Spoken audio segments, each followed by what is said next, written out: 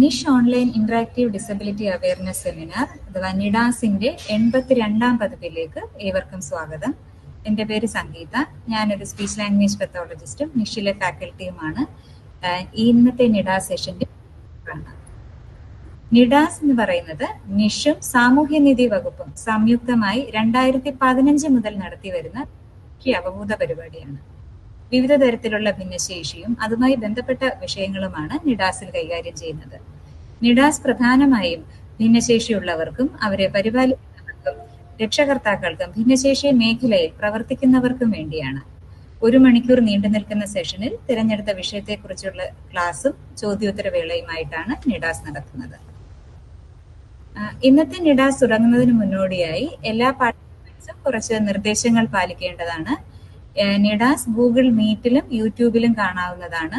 Google മീറ്റിൽ join ചെയ്ത participants session നടത്തുന്ന സമയത്ത് മൈക്ക്, പ്രസന്റേഷൻ മോഡ് തുടങ്ങിയവ സ്വിച്ച് ഓൺ ചെയ്യാൻ പാടുള്ളതല്ല. നിങ്ങളുടെ ചോദ്യങ്ങളും സംശയങ്ങളും ചോദിക്കാവുന്നതാണ്. പ്രസന്റേഷന് ശേഷം ചോദ്യോത്തരവേളയിൽ ചോദ്യങ്ങൾ ചോദിക്കാം. ഇന്നത്തെ നിഡാസിന്റെ സൈൻ ലാംഗ്വേജ് പരിഭാഷയുണ്ട്. സൈൻ ലാംഗ്വേജ് ആവശ്യമുള്ള പാർട്ടിസിപ്പൻസ് സ്ക്രീനിൽ ശാന്തി എന്ന പേര് പിൻ ചെയ്യുക. സൈൻ ലാംഗ്വേജ് പരിഭാഷ ചെയ്യുന്നത് മിസ് ഉണ്ണിമായ, മിസ്റ്റർ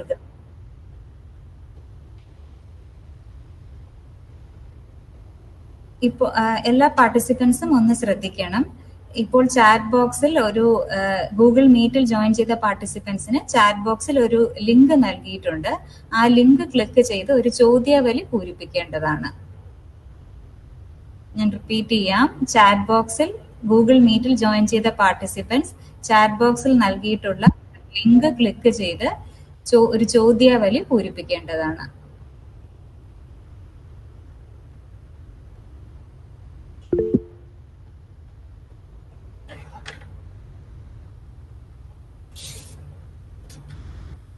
ഇന്നത്തെ നിഡാസിന്റെ വിഷയം ഭിന്നശേഷിക്കാർക്കായുള്ള സമഗ്ര ആർത്തവ ആരോഗ്യ വിദ്യാഭ്യാസം.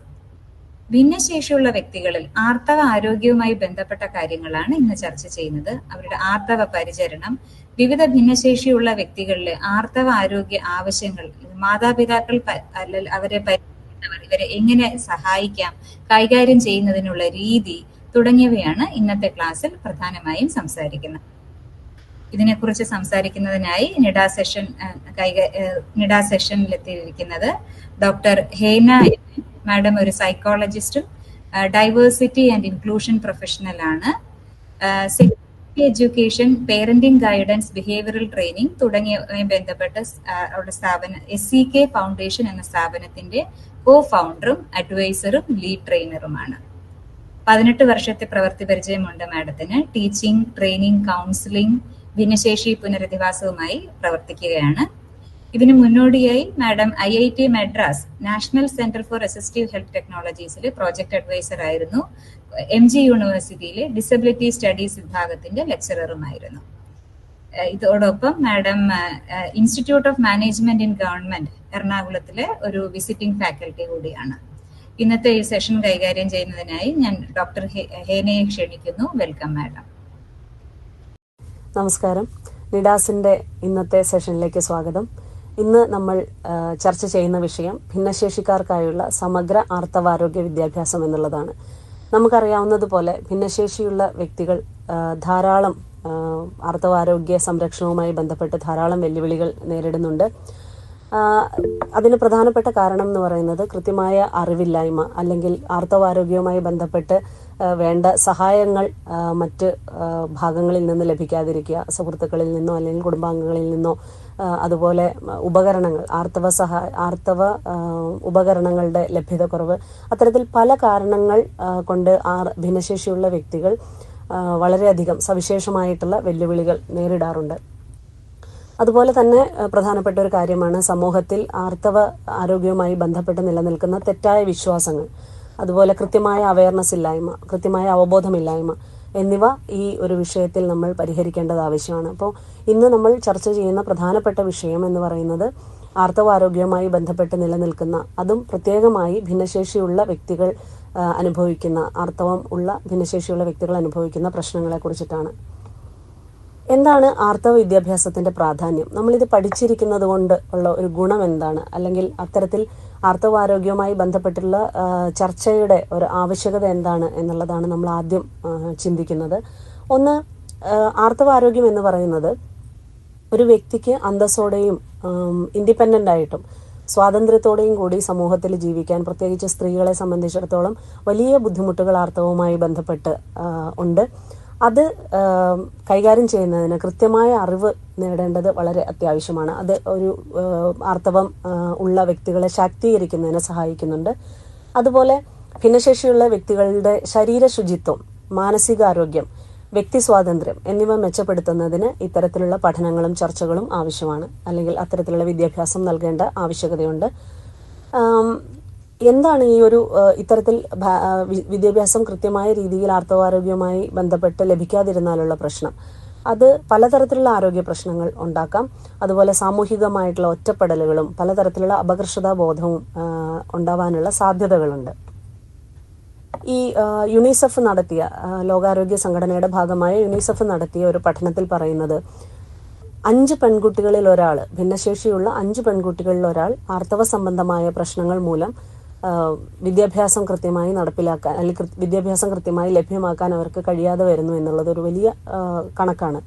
അതുപോലെ തന്നെ കൃത്യമായ അറിവില്ലായ്മ ആർത്തവത്തെക്കുറിച്ച്, ആർത്തവ ശുചിത്വത്തെക്കുറിച്ച്, ശുചിത്വ ഉൽപ്പന്നങ്ങളുടെ അവൈലബിലിറ്റിയെക്കുറിച്ച് കൃത്യമായ അറിവില്ലായ്മ ഈ പരിമിതികൾ ഉള്ള സ്ത്രീകൾ അല്ലെങ്കിൽ ഭിന്നശേഷിയുള്ള സ്ത്രീകളിൽ ആർത്തവ സംബന്ധമായിട്ടുള്ള ആരോഗ്യ പ്രശ്നങ്ങളുടെ സാധ്യത വർദ്ധിപ്പിക്കുന്നതായിട്ട് ലാൻസെറ്റ് എന്ന് പറയുന്ന ഒരു മാഗസീനിൽ പ്രസിദ്ധീകരിച്ച പഠനം വ്യക്തമാക്കുന്നുണ്ട്.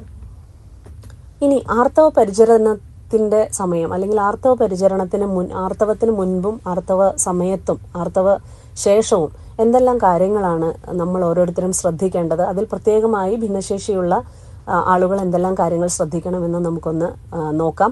ആർത്തവത്തിന് മുൻപ് എന്തെല്ലാം കാര്യങ്ങളാണ് ചെയ്യേണ്ടത്? ഒന്ന്, നമ്മൾ കൃത്യമായി നമ്മുടെ ആർത്തവ ചക്രം, മെൻസ്ട്രുവൽ സൈക്കിൾ മനസ്സിലാക്കുക എന്നുള്ളതാണ്.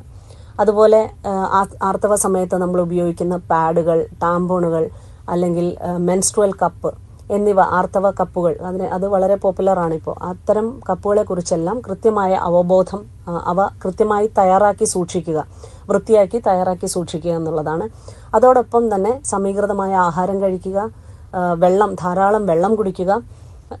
അതുപോലെ പ്രീ മെൻസ്ട്രുവൽ സ്ട്രെസ് അല്ലെങ്കിൽ PMS അത് ലഘൂകരിക്കുന്നതിന് വേണ്ടിയുള്ള വ്യായാമ മുറകളിൽ ഏർപ്പെടുക. അതുപോലെ റിലാക്സേഷൻ ടെക്നിക്കുകൾ ഉപയോഗിക്കുക എന്നെല്ലാം പ്രധാനമാണ്. അതുപോലെ തന്നെ വളരെ ഇമ്പോർട്ടൻ്റ് ആയിട്ടുള്ള ഒരു കാര്യമാണ് വൃത്തിയുള്ളതും സൗകര്യപ്രദവുമായിട്ടുള്ള വസ്ത്രങ്ങൾ ധരിക്കുക എന്നുള്ളത്. ഇനി ആർത്തവ സമയത്ത് നമ്മൾ എന്തെല്ലാം കാര്യങ്ങളാണ് ശ്രദ്ധിക്കേണ്ടത്? എപ്പോഴും ആർത്തവ സമയത്ത് 4 മുതൽ 6 വരെ മണിക്കൂറിനുള്ളിൽ ആർത്തവ പാഡുകൾ ആണ് ഉപയോഗിക്കുന്നതെങ്കിൽ ആ പാഡുകൾ മാറ്റേണ്ടതുണ്ട്. അതേസമയം ആർത്തവ കപ്പുകളാണ് ഉപയോഗിക്കുന്നതെങ്കിൽ 8 മണിക്കൂർ മുതൽ 12 മണിക്കൂർ വരെ സുരക്ഷിതമായി അത് ഉപയോഗിക്കാമെന്നാണ് പുതിയ പഠനങ്ങളൊക്കെ പറയുന്നത്.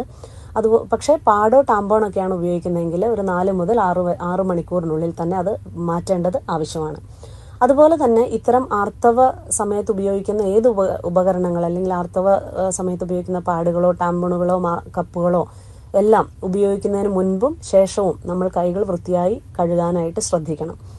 അതുപോലെ ആർത്തവ സമയത്ത് വളരെയധികം ക്ഷീണം അനുഭവപ്പെടാം. ആ സമയത്ത് ധാരാളം വെള്ളം കുടിക്കുക, ധാരാളം അടങ്ങിയ ആഹാരം, സമീകൃതമായിട്ടുള്ള ആഹാരം കഴിക്കുക എന്നുള്ളതും പ്രധാനപ്പെട്ട ഒരു കാര്യമാണ്.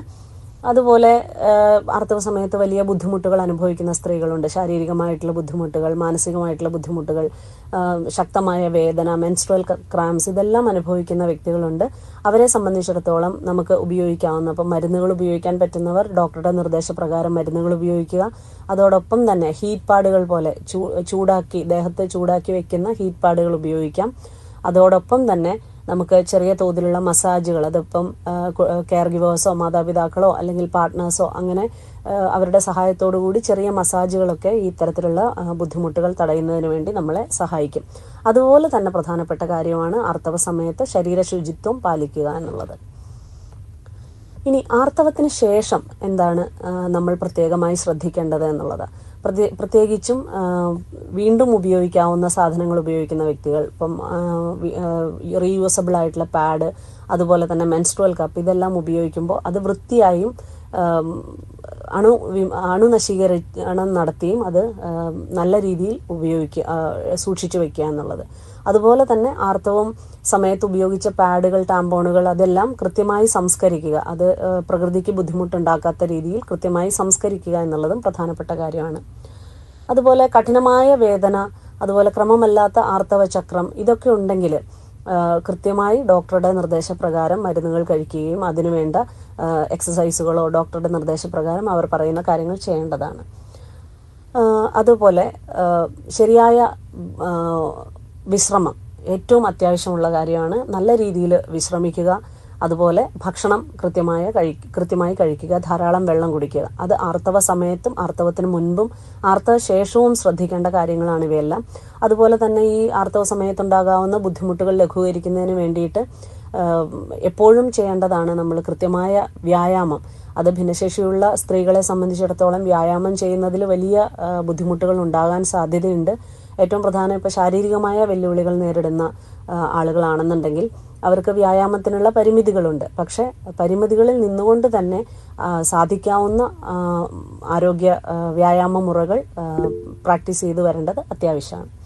അതുപോലെ തന്നെ തുറന്ന ചർച്ചകൾ നടത്തുക. നമുക്കുള്ള ബുദ്ധിമുട്ടുകൾ അല്ലെങ്കിൽ നമ്മുടെ കുട്ടികൾക്ക്, നമ്മുടെ കുടുംബത്തിലുള്ള ആളുകളുടെ ബുദ്ധിമുട്ടുകളെല്ലാം തുറന്ന ചർച്ചകളിലൂടെ അറിവുകൾ നേടാനും അതുപോലെ സംശയങ്ങളുണ്ടെങ്കിൽ പ്രൊഫഷണൽസ് ആയിട്ടുള്ള ആളുകളുടെ അടുത്തു നിന്നുള്ള സഹായം തേടുകയും ചെയ്യേണ്ടതാണ്. ഇനി എന്താണ് ആർത്തവ ആരോഗ്യ സംരക്ഷണം കൃത്യമായ രീതിയിൽ ലഭ്യമാക്കുന്നതിന് ഭിന്നശേഷിയുള്ള ആളുകൾക്കുള്ള തടസ്സങ്ങൾ? ഇപ്പോൾ സാധാരണഗതിയിൽ തന്നെ ഭിന്നശേഷി ഇല്ലാത്ത വ്യക്തികളാണെങ്കിലും ആർത്തവ സംബന്ധമായിട്ടുള്ള കാര്യങ്ങൾ ചർച്ച ചെയ്യുന്നതിനെല്ലാം വലിയ ബുദ്ധിമുട്ടുകൾ അനുഭവിക്കാറുണ്ട്. ഇപ്പം പലപ്പോഴും കോളേജുകളിലൊക്കെ ക്ലാസ്സുകൾ എടുക്കാൻ പോകുമ്പോൾ വിദ്യാർത്ഥികൾ പറയാറുണ്ട്, തുറന്ന് ആർത്തവം എന്നുള്ള വാക്കുപോലും ഉപയോഗിക്കാനായിട്ട് വലിയ ബുദ്ധിമുട്ടുകൾ അനുഭവിക്കുന്നതായിട്ട്. കാരണം ഇപ്പോഴും നമ്മുടെ സമൂഹത്തിൽ ആർത്തവം എന്നുള്ള വാക്കിനോട് ഒരു വലിയ ഒരു നെഗറ്റീവായിട്ടുള്ള ഒരു ഫീല് നിലനിൽക്കുന്നുണ്ട്. അതിനെ മാറ്റിയെടുക്കുക എന്നുള്ളത് വളരെ പ്രധാനപ്പെട്ട കാര്യമാണ്. ഒരു തരത്തിൽ പറഞ്ഞാൽ ഇപ്പോൾ നമ്മുടെ പ്രളയ സമയത്ത് ഈ ആർത്തവവുമായി ബന്ധപ്പെട്ട വാക്കുകളുടെ ഉപയോഗത്തിന് വലിയ ഒരു പോസിറ്റീവായിട്ടുള്ള ഒരു ചേഞ്ച് വന്നിരുന്നു. അന്നൊക്കെ ഒത്തിരി ആളുകൾ, കൊച്ചുകുട്ടികളടക്കം പാഡുകളുടെ ആവശ്യകത അന്വേഷിച്ചുകൊണ്ട് വിളിക്കുകയും അത്തരത്തിലുള്ള ചില പോസിറ്റീവായിട്ടുള്ള സംഗതികൾ നടന്നിട്ടുണ്ട്. അപ്പം എനിക്ക് തോന്നുന്നു പ്രളയം പോലുള്ള സംഗതികൾ ഇത്തരം വിഷയങ്ങളിൽ ഒരു തുറന്ന ചർച്ചയ്ക്കും സ്ത്രീകളുടെ ആവശ്യങ്ങളെക്കുറിച്ച് ഒരു തുറന്ന ചർച്ചയ്ക്കൊക്കെ വഴിവെച്ചിട്ടുണ്ട് എന്നുള്ളതൊരു വലിയ പോസിറ്റീവായിട്ടുള്ള കാര്യമാണ്. അപ്പോഴും ഭിന്നശേഷിയുള്ള സ്ത്രീകളുടെ അവസ്ഥ എന്ന് പറയുന്നത് ഇപ്പോഴും വലിയ ബുദ്ധിമുട്ടുകളിൽ തന്നെയാണ്. അതിന്റെ പ്രധാനപ്പെട്ട കാര്യം ഈ തെറ്റിദ്ധാരണകളാണ്. ആർത്തവുമായി ബന്ധപ്പെട്ട് നിൽക്കുന്ന ഒരുപാട് തെറ്റിദ്ധാരണകളുണ്ട്.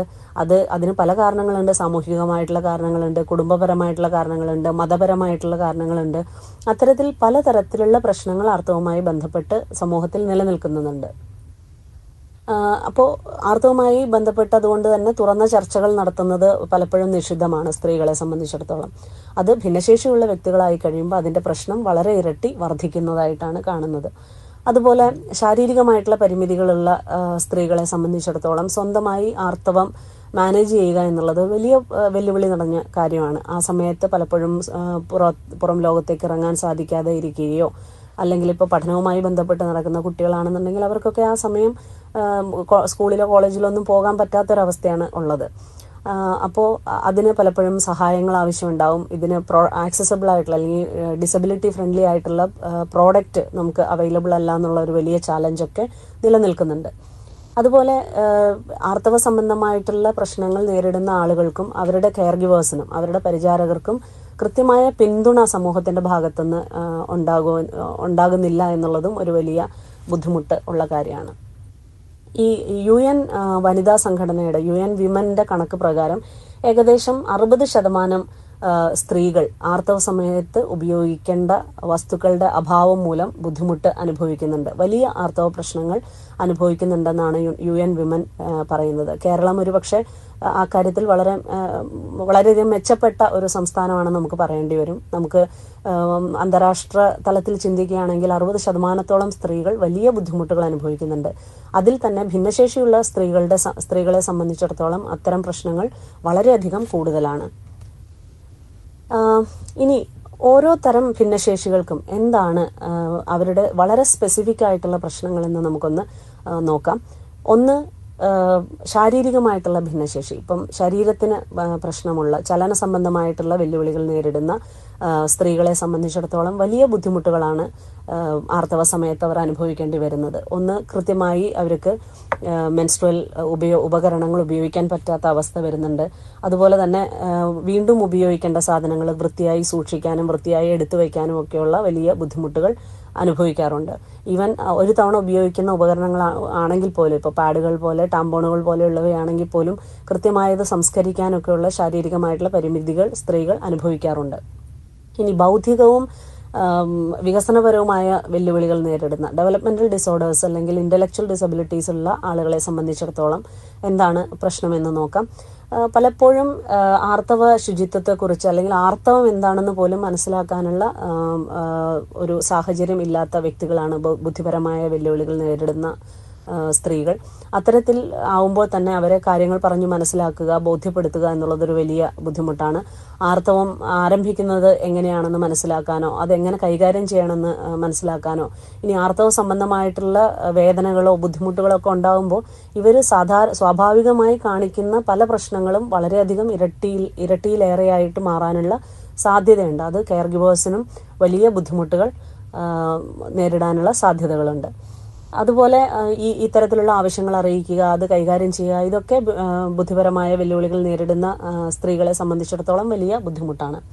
ഇനി ശ്രവണ ദൃശ്യ സംബന്ധമായ വെല്ലുവിളികൾ നേരിടുന്ന ആളുകൾക്ക് എന്തൊക്കെയാണ് ബുദ്ധിമുട്ടുകൾ ഉണ്ടാവാനുള്ള സാധ്യത? പ്രത്യേകിച്ചും ആർത്തവ ഉപകരണങ്ങൾ ഉപയോഗിക്കാനുള്ള കൃത്യമായ അറിവ് എങ്ങനെ പകർന്നു കൊടുക്കണമെന്ന് മാതാപിതാക്കൾക്കോ കെയർ ഗിവേഴ്സിനോ അറിയില്ലാത്തൊരവസ്ഥയുണ്ട്. ഏതെങ്കിലും ഒരു ഇൻസ്റ്റിറ്റ്യൂട്ടായിട്ടൊക്കെ ബന്ധപ്പെട്ട് നിൽക്കുന്ന ആളുകളാണെങ്കിൽ ഒരു പക്ഷെ ബ്രെയിൽ പോലെയുള്ള അല്ലെങ്കിൽ മറ്റ് അവരുടെ അടുത്തേക്ക് എത്താവുന്ന ആശയ സംവേദന മാർഗങ്ങൾ ഉപയോഗിച്ച് നമുക്ക് അവരെ പഠിപ്പിക്കാൻ സാധിക്കും. അല്ലാത്ത വ്യക്തികളെ സംബന്ധിച്ചിടത്തോളം വലിയ ബുദ്ധിമുട്ടുകളാണ് അവർ അനുഭവിക്കേണ്ടി വരുന്നത്, പ്രത്യേകിച്ചും മാതാപിതാക്കൾ അനുഭവിക്കേണ്ടി വരുന്നത്. ഇനി ശാരീരികമായിട്ടുള്ള വെല്ലുവിളികൾ നേരിടുന്നവർക്ക് ഉപയോഗിക്കാൻ പറ്റുന്ന ആർത്തവ ഉപകരണങ്ങൾ എന്തൊക്കെയാണെന്ന് നോക്കിയാൽ, ഇപ്പോൾ പലതരത്തിലുള്ള മെൻസ്ട്രുവൽ കപ്പുകളൊക്കെ അവൈലബിൾ ആണ്. അതിൽ തന്നെ ആക്സസിബിൾ ആയിട്ടുള്ള മെൻസ്ട്രുവൽ കപ്പുകൾ എത്രമാത്രം ഉണ്ട് എന്നുള്ളത് ഒരു വലിയ ബുദ്ധിമുട്ടുള്ള കാര്യം തന്നെയാണ്. പക്ഷെ ഈ റീസെന്റ് ആയിട്ട് ഞാനൊരു പരസ്യം കണ്ടതാണ്. ഈ ആർത്തവ കപ്പുകളുടെ താഴെ സാധാരണ ഒരു നീണ്ട ഒരു തണ്ട് പോലെയുള്ള ഒരു ഇതാണ് ഉണ്ടായിരുന്നത്. അത് വെച്ചിട്ട് പെട്ടെന്ന് ഉള്ളിൽ നിന്ന് പുറത്തേക്ക് എടുക്കാനൊക്കെ സഹായിക്കുമായിരുന്നു. ഇപ്പോൾ അതിന് പകരം ഒരു ലൂപ്പ് പോലെ, ഒരു ചെറിയ വൃത്തം പോലെയുള്ള ഒരു മെൻസ്ട്രുവൽ കപ്പിന്റെ ടിപ്പ് അത്തരത്തിൽ വന്നിട്ടുള്ള ഒരു പരസ്യം കണ്ടിരുന്നു. ഒരു പക്ഷേ അത് കുറച്ചുകൂടി ശാരീരികമായ വെല്ലുവിളികൾ നേരിടുന്ന സ്ത്രീകളെ സംബന്ധിച്ചിടത്തോളം കുറച്ചുകൂടി എളുപ്പമായിരിക്കും. പ്രത്യേകിച്ച് ഹാൻഡ് ഫംഗ്ഷൻ ഒന്നും പ്രോപ്പർ അല്ലാത്ത സ്ത്രീകളെ സംബന്ധിച്ചിടത്തോളം അത് ഉപയോഗിക്കാൻ കുറച്ചുകൂടി എളുപ്പമായിരിക്കും എന്നാണ് വിചാരിക്കുന്നത്. അതുപോലെ ഇത്തരത്തിലുള്ള റിസർച്ചുകൾ നടക്കാത്തതൊരു വലിയ പ്രശ്നം തന്നെയാണ്. ഇപ്പോൾ ആർത്തവം എങ്ങനെയാണ് പ്രോപ്പറായിട്ട് കൈകാര്യം ചെയ്യേണ്ടി വരിക എന്നുള്ളത് കൃത്യമായി റിസർച്ചുകൾ നടക്കുന്നില്ല എന്നുള്ളത് ഒരു വലിയ ബുദ്ധിമുട്ട് തന്നെയാണ്. പിന്നെ നമുക്ക് ഉപയോഗിക്കാൻ പറ്റുന്ന കാര്യങ്ങൾ എങ്ങനെയാണ്, ഈ കൃത്യം സമയങ്ങൾ എങ്ങനെ മനസ്സിലാക്കണം എന്നുള്ളതില്ല. അപ്പോൾ ഡിജിറ്റൽ റിമൈൻഡറുകളെല്ലാം ഇപ്പോൾ അവൈലബിൾ ആണ്. ഇപ്പോൾ പലരും ഫ്ലോ എന്ന് പറയുന്ന ഒരു ആപ്പുണ്ട്, എന്നുപോലെയുള്ള ആപ്പുകളൊക്കെ നമ്മൾ ഉപയോഗിക്കുന്നുണ്ടാവും. കൃത്യമായ നമുക്ക് നമ്മുടെ മെൻസ്ട്രുവേഷൻ്റെ ദിവസം നമുക്ക് അതിനകത്ത് എൻ്റർ ചെയ്യാം. അതുപോലെ അതുമായി ബന്ധപ്പെട്ട നമ്മുടെ ശാരീരികമായിട്ടുള്ള ബുദ്ധിമുട്ടുകൾ അതിനകത്തേക്ക് ആഡ് ചെയ്ത് കഴിയുമ്പോൾ നമുക്ക് ഒരു കൃത്യമായ ഒരു അനാലിസിസ് അല്ലെങ്കിൽ അതിൻ്റെ ഒരു നിരീക്ഷണം നമുക്ക് കിട്ടും. ഓക്കെ, നിങ്ങൾക്ക് ഈ മാസം ഇത്ര പ്രശ്നങ്ങളാണ് ഉണ്ടായത്. അപ്പോൾ അടുത്ത മാസം ഇപ്പോൾ വേറൊരു പ്രോബ്ലം ഉണ്ടായാൽ നമുക്ക് ഡോക്ടറെ കാണുന്നുണ്ടെങ്കിൽ ഈ ഒരു മെൻസ്ട്രുവൽ സൈക്കിളിൻ്റെ ഷീറ്റ് നമുക്ക് ഡോക്ടറെ കാണിക്കാനായിട്ട് പറ്റും. അപ്പോൾ നമ്മുടെ മെൻസ്ട്രുവേഷനെ കുറിച്ച്, നമ്മുടെ ആർത്തവത്തെക്കുറിച്ച് കൃത്യമായ ഒരു ഡേറ്റ നമുക്ക് അവൈലബിൾ ആയിരിക്കും എന്നുള്ളത് ഒരു പോസിറ്റീവായിട്ടുള്ള കാര്യമാണ്. അത്തരത്തിലുള്ള ഇലക്ട്രോണിക് മാധ്യമങ്ങൾ അല്ലെങ്കിൽ ആപ്പുകളെല്ലാം നമുക്കിപ്പോൾ അവൈലബിൾ ആണ്. അതുപോലെ ഡിജിറ്റൽ റിമൈൻഡറുകൾ, എന്നാണ് ആർത്തവം വരുന്നത്, അതിനെക്കുറിച്ചിട്ടുള്ള കൃത്യമായ റിമൈൻഡറുകൾ ഒരു പക്ഷേ ബുദ്ധിപരമായ വെല്ലുവിളികൾ നേരിടുന്ന വ്യക്തികളുടെ മാതാപിതാക്കളോ കെയർ ഗിവേഴ്സിനൊക്കെ വളരെ സഹായകമായിരിക്കും. അവർക്ക് ഏകദേശം ഒരു കൃത്യമായ ദിവസങ്ങളൊക്കെ മനസ്സിലാക്കാനും അത് എന്തെങ്കിലും തരത്തിലുള്ള ആരോഗ്യ പ്രശ്നങ്ങളുമായിട്ടുള്ള ഉണ്ടോ എന്നൊക്കെ മനസ്സിലാക്കാനായിട്ട് തീർച്ചയായിട്ടും സഹായിക്കും. അതുപോലെ എങ്ങനെയാണ് നമ്മൾ ഈ ഭിന്നശേഷിയുള്ള ആളുകൾക്ക്, പ്രത്യേകിച്ചും ബുദ്ധിപരമായ വെല്ലുവിളികൾ നേരിടുന്നവർക്ക് എത്തരത്തിലാണ് നമ്മളിത് പഠിപ്പിച്ചു കൊടുക്കേണ്ടത്? ഒന്ന്, ലളിതമായ വിശദീകരണങ്ങൾ ഉണ്ടാക്കുക എന്നുള്ളതാണ് ഒരു കാര്യം. ആർത്തവത്തെക്കുറിച്ച് പഠിപ്പിക്കുമ്പോൾ അതിന് കൃത്യമായ ഡേറ്റ അവൈലബിൾ അല്ല, മലയാളത്തിൽ കൃത്യമായ ഡേറ്റ അവൈലബിൾ അല്ല എന്നുള്ളതൊരു വലിയ ചാലഞ്ചാണ്. എന്നിരുന്നാൽ പോലും കഴിയുന്നത്ര ലഘൂകരിച്ച് കുട്ടികളെ മനസ്സിലാക്കി കൊടുക്കുക എന്നുള്ളത് പ്രധാനപ്പെട്ട കാര്യമാണ്. അതുപോലെ ദൃശ്യ സഹായികൾ, നമുക്ക് വിഷ്വലായിട്ടുള്ള കാര്യങ്ങൾ നമുക്ക് ഉപയോഗിക്കാം. അതുപോലെ കെയർ ഗിവേഴ്സിന്റെ സമ്പൂർണ്ണമായിട്ടുള്ള പിന്തുണ ഇത്തരം കാര്യങ്ങളിൽ നമുക്ക് ആവശ്യമായിട്ട് വരും. ഇനി ഭിന്നശേഷി സൗഹൃദ ഉൽപ്പന്നങ്ങളെ കുറിച്ചൊരു ചെറിയ രീതിയിൽ നമ്മൾ സംസാരിച്ചിരുന്നു. ഇതിൽ തന്നെ ഈ പുനരുപയോഗിക്കാവുന്ന പാഡുകൾ പലപ്പോഴും ആളുകൾക്ക് ഹെൽപ്ഫുൾ ആയിട്ടുള്ള ഒരു കാര്യമാണ്. ഒറ്റ തവണയാണെങ്കിലും അത് ഡിസ്പോസ് ചെയ്യുന്നതൊക്കെ വലിയ ബുദ്ധിമുട്ടുകൾ നേരിടാറുണ്ട്. അതുപോലെ മെൻസ്ട്രുവൽ കപ്പിന്റെ കാര്യം പറഞ്ഞു. അതുപോലെ ആർത്തവ സമയത്ത് ഉപയോഗിക്കാവുന്ന അടിവസ്ത്രങ്ങളുണ്ട്, പീരിയഡ് പാൻറ്റീസ് എന്ന് പറയും. അതിപ്പോൾ അവൈലബിൾ ആണ്. പ്രത്യേകിച്ചും വളരെ യങ് ആയിട്ടുള്ള കുട്ടികൾക്ക്, കൗമാരക്കാരായിട്ടുള്ള കുട്ടികൾക്കൊക്കെ വളരെയധികം ഉപകാരപ്പെടുന്ന ഒന്നാണ് മെൻസ്ട്രുവൽ പാൻറ്റീസ്. ആ പാൻറ്റീസ് സാധാരണ ഡയപ്പർ ഉപയോഗിക്കുന്നത് പോലെ തന്നെ നമുക്ക് ഉപയോഗിക്കാം. പക്ഷെ ഇപ്പോൾ അതിന്റെ വില കുറച്ച് ബുദ്ധിമുട്ടാണ്. എന്നിരുന്നാലും അത്തരത്തിലുള്ള പീരിയഡ് പാൻറ്റീസ് നമുക്ക് ഉപയോഗിക്കാം. ഭിന്നശേഷിയുള്ള സ്ത്രീകളുടെയും അവരുടെ മാതാപിതാക്കളെയും അതുപോലെ തന്നെ പരിചരിക്കുന്നവരെയും എങ്ങനെയാണ് സഹായിക്കേണ്ടത് എന്ന് നമുക്കൊന്ന് നോക്കാം. അതായത് ഇപ്പോൾ ഇത് കേട്ടുകൊണ്ടിരിക്കുന്ന വ്യക്തികളിൽ ഭിന്നശേഷിയുള്ള വ്യക്തികൾ ഉണ്ടാവാം, ഭിന്നശേഷിയുള്ളവരുടെ മാതാപിതാക്കൾ ഉണ്ടാകാം. നമ്മൾ എന്താണ് ചെയ്യേണ്ടത്, അല്ലെങ്കിൽ എവിടെ നിന്നാണ് നമുക്ക് ഇത്തരത്തിലുള്ള അറിവുകൾ കിട്ടേണ്ടത് എന്നുകൂടി നമുക്കൊന്ന് ചർച്ച ചെയ്യാം. ഒന്ന്, ആർത്തവ ആരോഗ്യത്തെക്കുറിച്ചും ആർത്തവ സംബന്ധമായിട്ടുള്ള ബന്ധപ്പെട്ട വിവരങ്ങൾ എവിടെ നിന്നെല്ലാം ലഭിക്കുമെന്നും ഒക്കെ കൃത്യമായ അറിവ് നമുക്ക് ഉണ്ടായിരിക്കേണ്ടതാണ്. ഈ പ്രസന്റേഷന്റെ അവസാനം അത്തരത്തിൽ ഉള്ള ഒരു ചെറിയ റിസോഴ്സ് എവിടെ നിന്നാണ് കിട്ടുന്നതെന്ന് നമ്മൾ ഉൾപ്പെടുത്തിയിട്ടുണ്ട്.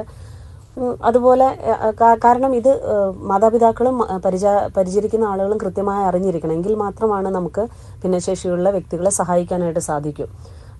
അതുപോലെ തന്നെ ആരോഗ്യരംഗത്ത് പ്രവർത്തിക്കുന്ന വിദഗ്ധർ, ആ രംഗത്ത് പ്രവർത്തിക്കുന്ന വിദ്യാഭ്യാസ സ്ഥാപനങ്ങളൊക്കെ ഇത്തരത്തിൽ ആർത്തവ ആരോഗ്യ സംബന്ധമായിട്ടുള്ള കാര്യങ്ങൾ ഏറ്റെടുത്ത് നടത്തുന്ന ഉത്തരവാദിത്വം ഏറ്റെടുക്കേണ്ടതാണ്. അത്തരത്തിലുള്ള ബോധവൽക്കരണം നടത്തുന്നതിന്റെ ഭാഗമായിട്ടാണ് ഇപ്പം നിഡാസും ഇത്തരത്തിലുള്ള ഒരു പ്രവർത്തനം നമ്മൾ ചെയ്യുന്നത്.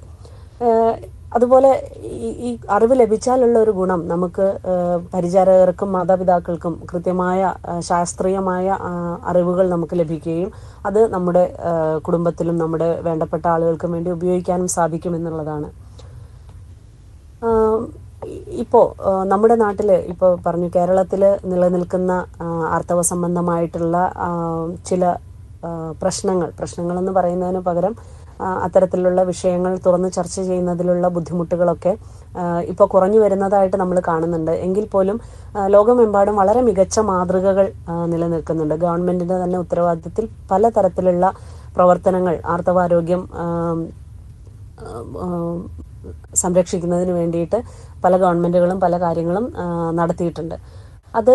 അതിൽ പ്രധാനമായിട്ടും ആർത്തവകാല ആരോഗ്യ പരിചരണത്തെക്കുറിച്ച് ഭിന്നശേഷിയുള്ള വ്യക്തികളെയും അവരുടെ കുടുംബാംഗങ്ങളെയും ബോധവൽക്കരിക്കുക എന്നുള്ളതാണ്. അതിനുവേണ്ടി ലളിതമായ പഠന ഉപകരണങ്ങൾ ലഭ്യമാക്കുക. പ്രത്യേകിച്ചും ബുദ്ധിപരമായ വെല്ലുവിളികൾ നേരിടുന്ന ആളുകൾ, അതുപോലെ അവരുടെ കെയർ ഗീവേഴ്സ്, അവർക്കൊക്കെ വേണ്ടി വളരെ ലളിതമായ പഠന ഉപകരണങ്ങൾ ലഭ്യമാക്കുന്നുണ്ട്. അതുപോലെ ദൃശ്യ വീഡിയോകൾ എങ്ങനെയാണ് ഉപയോഗിക്കേണ്ടത്. ഇപ്പോൾ ഒരു മെൻസ്ട്രുവൽ കപ്പ് ആണെന്ന് വെച്ചോളൂ, അത് ഏത് തരത്തിലാണ് ഉപയോഗിക്കേണ്ടത്, അത് എങ്ങനെയാണ് ക്ലീൻ ചെയ്ത് സൂക്ഷിക്കേണ്ടത്, എത്ര സമയം അത് വൃത്തിയായി സൂക്ഷിക്കുന്നതിന് വേണ്ടി അണുനശീകരണം നടത്തുന്നത് എങ്ങനെയാണ്. ഇപ്പോൾ അണുനശീകരണം നടത്തുന്നതിനൊക്കെ വേണ്ടിയിട്ടുള്ള ഉപകരണങ്ങളെല്ലാം, ഇലക്ട്രോണിക് ഉപകരണങ്ങളെല്ലാം മാർക്കറ്റിൽ അവൈലബിൾ ആണ്. ഏതാണ്ട് 1500 രൂപയൊക്കെ കൊടുത്തു കഴിഞ്ഞാൽ നമുക്ക് ഈ മെൻസ്ട്രുവൽ കപ്പൊക്കെ ക്ലീൻ ചെയ്യാനുള്ള ഉപകരണങ്ങളൊക്കെ അവൈലബിൾ ആണ്. അപ്പോൾ അത്തരത്തിലുള്ള കാര്യങ്ങളെക്കുറിച്ച് കൃത്യമായ അവബോധം സൃഷ്ടിക്കുക എന്നുള്ളത് ഒരു പ്രധാനപ്പെട്ട കാര്യങ്ങളാണ്. അതുപോലെ ശാരീരിക അവബോധ വിദ്യാഭ്യാസം, ബോഡിയെക്കുറിച്ച്, നമ്മുടെ തന്നെ ശരീരത്തെക്കുറിച്ച് കൃത്യമായ അവബോധം ഉണ്ടാവുക എന്നുള്ളതാണ്. പ്രത്യേകിച്ചും സ്ത്രീകൾക്ക് അവരവരുടെ ശരീരം നേരിട്ട് നോക്കിയിട്ടുള്ള, അല്ലെങ്കിൽ ശരീരം കണ്ണാടിയുടെ മുമ്പിൽ കണ്ടിട്ടുള്ള എത്ര സ്ത്രീകൾ ഉണ്ടാകും എന്നുള്ളത് നമ്മൾ ശരിക്കും ചിന്തിക്കേണ്ടതാണ്. ഭിന്നശേഷിയുള്ള സ്ത്രീകളെ സംബന്ധിച്ചിടത്തോളം യാതൊരു തരത്തിലും അത്തരം സാധ്യതകൾ നിലനിൽക്കുന്നില്ല എന്നുള്ളത് കൊണ്ട് തന്നെ പല ബുദ്ധിമുട്ടുകളും സ്ത്രീകൾ അനുഭവിക്കാൻ സാധ്യതയുണ്ട്. പ്രത്യേകിച്ച് ഏതെങ്കിലും തരത്തിലുള്ള ഇൻഫെക്ഷൻസോ ഏതെങ്കിലും തരത്തിലുള്ള രോഗാവസ്ഥകളൊക്കെ ശരീരത്തിന്റെ പല ഭാഗങ്ങളിലും, പ്രത്യേകിച്ചും ലൈംഗിക അവയവങ്ങളിലൊക്കെ അത്തരത്തിലുള്ള ഇൻഫെക്ഷൻസ് ഒക്കെ വന്നാൽ അറിയുക പോലും ചെയ്യാത്ത അവസ്ഥ ഉണ്ടാകാറുണ്ട് ഭിന്നശേഷിയുള്ള വ്യക്തികൾക്ക്. അതിനെക്കുറിച്ചെല്ലാം നമ്മുടെ മാതാപിതാക്കളും പരിചാരകരൊക്കെ വളരെയധികം കൃത്യമായി അവയർനെസ് നേടേണ്ട ആവശ്യമുണ്ട്. അതുകൊണ്ട് തന്നെ ഭിന്നശേഷി ഉള്ള വ്യക്തികൾക്ക് മനസ്സിലാകുന്ന തരത്തിൽ ശരീരഭാഗങ്ങളെക്കുറിച്ച് പറഞ്ഞ് മനസ്സിലാക്കി കൊടുക്കുക, ആർത്തവത്തെക്കുറിച്ച് പറഞ്ഞ് മനസ്സിലാക്കി കൊടുക്കുക, ആർത്തവ ശുചിത്വം എങ്ങനെ പാലിക്കണം എന്നുള്ളത് പറഞ്ഞ് മനസ്സിലാക്കി കൊടുക്കുക, അതുപോലെ ലൈംഗിക ആരോഗ്യം എങ്ങനെയാണ് സംരക്ഷിക്കേണ്ടത് എന്നെല്ലാം ഉള്ള ചർച്ചകൾ വിദ്യാഭ്യാസത്തിന്റെ ഭാഗമായിട്ട് നമ്മൾ നൽകേണ്ടതുണ്ട്. അതുപോലെ ഇത് തുടർച്ചയായി ചെയ്തുകൊണ്ടിരിക്കണം. ഇപ്പോൾ ഒരു തവണ നമ്മൾ ചെയ്തു അതുകൊണ്ട് അത് എല്ലാ ആളുകളിലേക്കും എത്തണമെന്നില്ല. തുടർച്ചയായി ചെയ്യുക, തുടർച്ചയായി സമൂഹത്തെയും വ്യക്തികളെയും എല്ലാം ഈ വിഷയത്തിന്റെ പ്രാധാന്യത്തെക്കുറിച്ച് ബോധവൽക്കരിച്ചു കൊണ്ടിരിക്കുക എന്നുള്ളതെല്ലാം പ്രധാനം ആണ്. അതുപോലെ ആർത്തവകാലവുമായി ബന്ധപ്പെട്ട ഒരു ദിനചര്യ രൂപപ്പെടുത്തുന്നതിൽ നമ്മളെല്ലാവരും പ്രത്യേകം ശ്രദ്ധ കേന്ദ്രീകരിക്കേണ്ടതാണ്. ആദ്യം നമ്മൾ ചർച്ച ചെയ്തതുപോലെ ആർത്തവത്തിന് മുൻപ് നമ്മൾ എന്തെല്ലാം കാര്യങ്ങൾ ശ്രദ്ധിക്കണം, ആർത്തവ സമയത്ത് നമ്മൾ എന്തെല്ലാം കാര്യങ്ങളാണ് ശ്രദ്ധിക്കേണ്ടത്, ആർത്തവത്തിന് ശേഷം എങ്ങനെയാണ് നമ്മൾ കാര്യങ്ങൾ കൈകാര്യം ചെയ്യേണ്ടത് എന്നുള്ളതിനെക്കുറിച്ച് വളരെ കൃത്യമായ ഒരു അവബോധം ഉണ്ടാക്കുകയും ഒരു കൃത്യമായ ദിനചര്യ രൂപപ്പെടുത്തി എടുക്കുകയും ചെയ്യണം. അത് ഭിന്നശേഷിയുള്ള വ്യക്തികളുടെ കാര്യത്തിൽ വളരെ പ്രധാനപ്പെട്ട ഒരു കാര്യമാണ്. ഇപ്പോൾ ഞാൻ ആദ്യം പറഞ്ഞതുപോലെ ഭിന്നശേഷിയുള്ള വ്യക്തികളുടെ ആർത്തവാരോഗ്യവുമായി ബന്ധപ്പെട്ട് നിലനിൽക്കുന്ന ലോകത്ത് തന്നെ നിലനിൽക്കുന്ന വളരെ മികച്ച മാതൃകകളുണ്ട്. അതിൽ കെനിയയിൽ വിദ്യാലയങ്ങളിലെ ഭിന്നശേഷിയുള്ള വിദ്യാർത്ഥികൾ ഉൾപ്പെടെ എല്ലാ വിദ്യാർത്ഥികൾക്കും സൗജന്യ സാനിറ്ററി പാഡുകൾ നൽകുന്ന ഒരു പദ്ധതി നിലവിലുണ്ട്. അത്രയും എന്താ പറയുക, അണ്ടർ ഡെവലപ്ഡ് ആയിട്ടുള്ള ഒരു കൺട്രിയാണ്. പക്ഷേ പല സംഘടനകളുടെയും നേതൃത്വത്തിൽ അത്തരത്തിൽ സൗജന്യ സാനിറ്ററി പാഡുകൾ കുട്ടികൾക്ക് നൽകുന്ന ഒരു പദ്ധതി നിലനിൽക്കുന്നുണ്ട്. അതുപോലെ UK-യിൽ ശാരീരികവും പഠനപരമായ ഭിന്നശേഷിയുള്ള ആളുകൾക്ക് ആർത്തവ ശുചിത്വ വിദ്യാഭ്യാസം ഉറപ്പുവരുത്തുന്നതിന് വേണ്ടി എല്ലാവർക്കും ആർത്തവ വിദ്യാഭ്യാസം, മെൻസ്ട്രുവൽ ഹെൽത്ത് ഫോർ ഓൾ എന്ന ഒരു പ്രോജക്റ്റ് വളരെ സക്സസ്ഫുൾ ആയിട്ട് UK ഗവൺമെന്റ് നടപ്പിലാക്കിയിരുന്നു.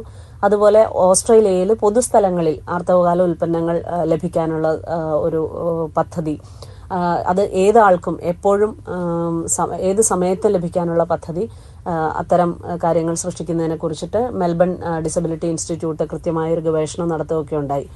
അത്തരത്തിൽ വളരെ മികച്ച മാതൃകകൾ ലോകമെമ്പാടും നിലനിൽക്കുന്നുണ്ട്. എങ്കിലും ഇത് വളരെ കുറവാണെന്ന് പറയാം. ഇപ്പോൾ നിങ്ങൾ ഇന്റർനെറ്റിലൊക്കെ നമ്മൾ സെർച്ച് ചെയ്യുകയാണെങ്കിൽ ഇത്തരം വിഷയങ്ങളെക്കുറിച്ചുള്ള പഠനങ്ങൾ പോലും വളരെയധികം കുറവാണെന്ന് കാണാം വരുന്നത്.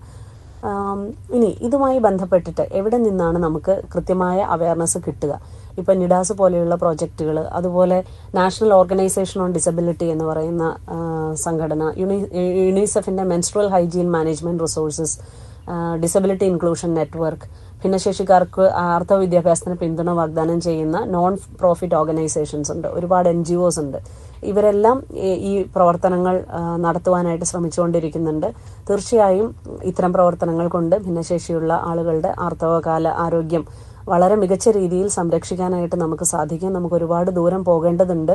ഇപ്പോഴും ആർത്തവം എന്നുള്ള വാക്കുപോലും കൃത്യമായി ഉപയോഗിക്കാൻ മടിയുള്ള, അല്ലെങ്കിൽ അത്തരത്തിൽ ഉപയോഗിക്കുമ്പോൾ വളരെയധികം എംബാരസ്ഡ് ആകുന്ന ഒരു സമൂഹത്തിൽ തന്നെയാണ് നമ്മൾ ജീവിക്കുന്നത് എന്നുള്ളത് മനസ്സിൽ നിർത്തിക്കൊണ്ട് തന്നെ ഈ വിഷയത്തിൽ നമുക്ക് എല്ലാവർക്കും ഒരുമിച്ച് എന്ത് ചെയ്യാൻ സാധിക്കുമെന്ന് നമുക്ക് ചർച്ച ചെയ്യേണ്ടതുണ്ട്.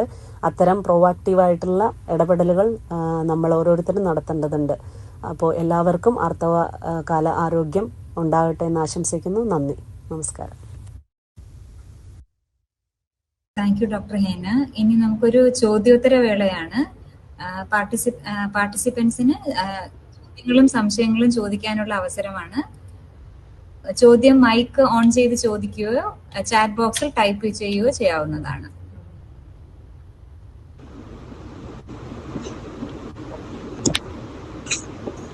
എനിക്ക് തോന്നുന്ന നമ്മൾ ചർച്ച ചെയ്ത വിഷയത്തില് വളരെ കുറെ കാര്യങ്ങൾ കൂടിയിട്ട് ആഡ് ചെയ്യാനുള്ളത് മെയിനായിട്ട് എനിക്ക് തോന്നുന്നു. എത്ര പേരാണ് ഇപ്പം കേരളത്തിനെ സംബന്ധിച്ച് നോക്കുവാണെങ്കിലും നമ്മുടെ വേൾഡ് ഡിസബിലിറ്റിയുടെ ഒരു സ്റ്റാറ്റിസ്റ്റിക്സ് 15% ആണ് പറയണേ. 15 എന്താ പറയാ, അതിനകത്ത് തന്നെ കേരളത്തിൽ മെൻസ്ട്രേറ്റിംഗ് ആയിട്ടുള്ള ആളുകളുടെ എണ്ണം, ആ കണക്കുകളൊക്കെ വളരെ അലാമിംഗ് ആയിട്ടുള്ള, അല്ലെങ്കിൽ അലാമിംഗ് എന്നല്ല, അത്തരം കണക്കുകളൊക്കെ കാണുമ്പോൾ തന്നെ നമുക്കറിയാം എത്രമാത്രം കുറവാണ് നമുക്ക് ഉള്ള ഫെസിലിറ്റീസ്, നമുക്ക് അവൈലബിൾ ആയിട്ടുള്ള ഫെസിലിറ്റീസ് എത്ര കുറവാണ് നമുക്കറിയാം. ഇപ്പൊ ഇവിടെ ഇരിക്കുന്നതില് ഈ മെൻസ്ട്രുവേഷൻ ആയിട്ട് ബന്ധപ്പെട്ട്, അല്ലെങ്കിൽ അതിന്റെ ആയിട്ട് ബന്ധപ്പെട്ട് ബുദ്ധിമുട്ടുകൾ അനുഭവിക്കുന്ന മാതാപിതാക്കളോ ആളുകളോ ആരെങ്കിലും ഒക്കെ ഉണ്ടെങ്കിൽ അവര് പറയുന്ന ഒരു സ്പെസിഫിക് ഇതിനെക്കുറിച്ച് പ്രശ്നങ്ങളെ കുറിച്ചിട്ടൊക്കെ ഒന്ന് പറയുകയാണെങ്കിൽ കുറച്ചുകൂടെ ഹെൽപ്ഫുൾ ആയിരിക്കും. അതെങ്ങനെയാണ് മാനേജ് ചെയ്യുന്നതെന്നുള്ളതിനെ കുറിച്ച്, മീൻസ് ആർത്തവുമായി ബന്ധപ്പെട്ട പ്രശ്നങ്ങൾ മാനേജ് ചെയ്യുന്നത് എങ്ങനെയാണെന്ന്. അത്തരത്തിലുള്ളവരുണ്ടോ?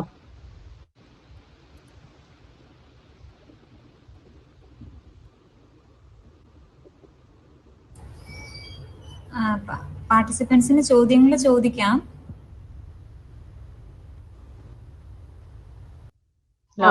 ചോദിച്ചോളൂ.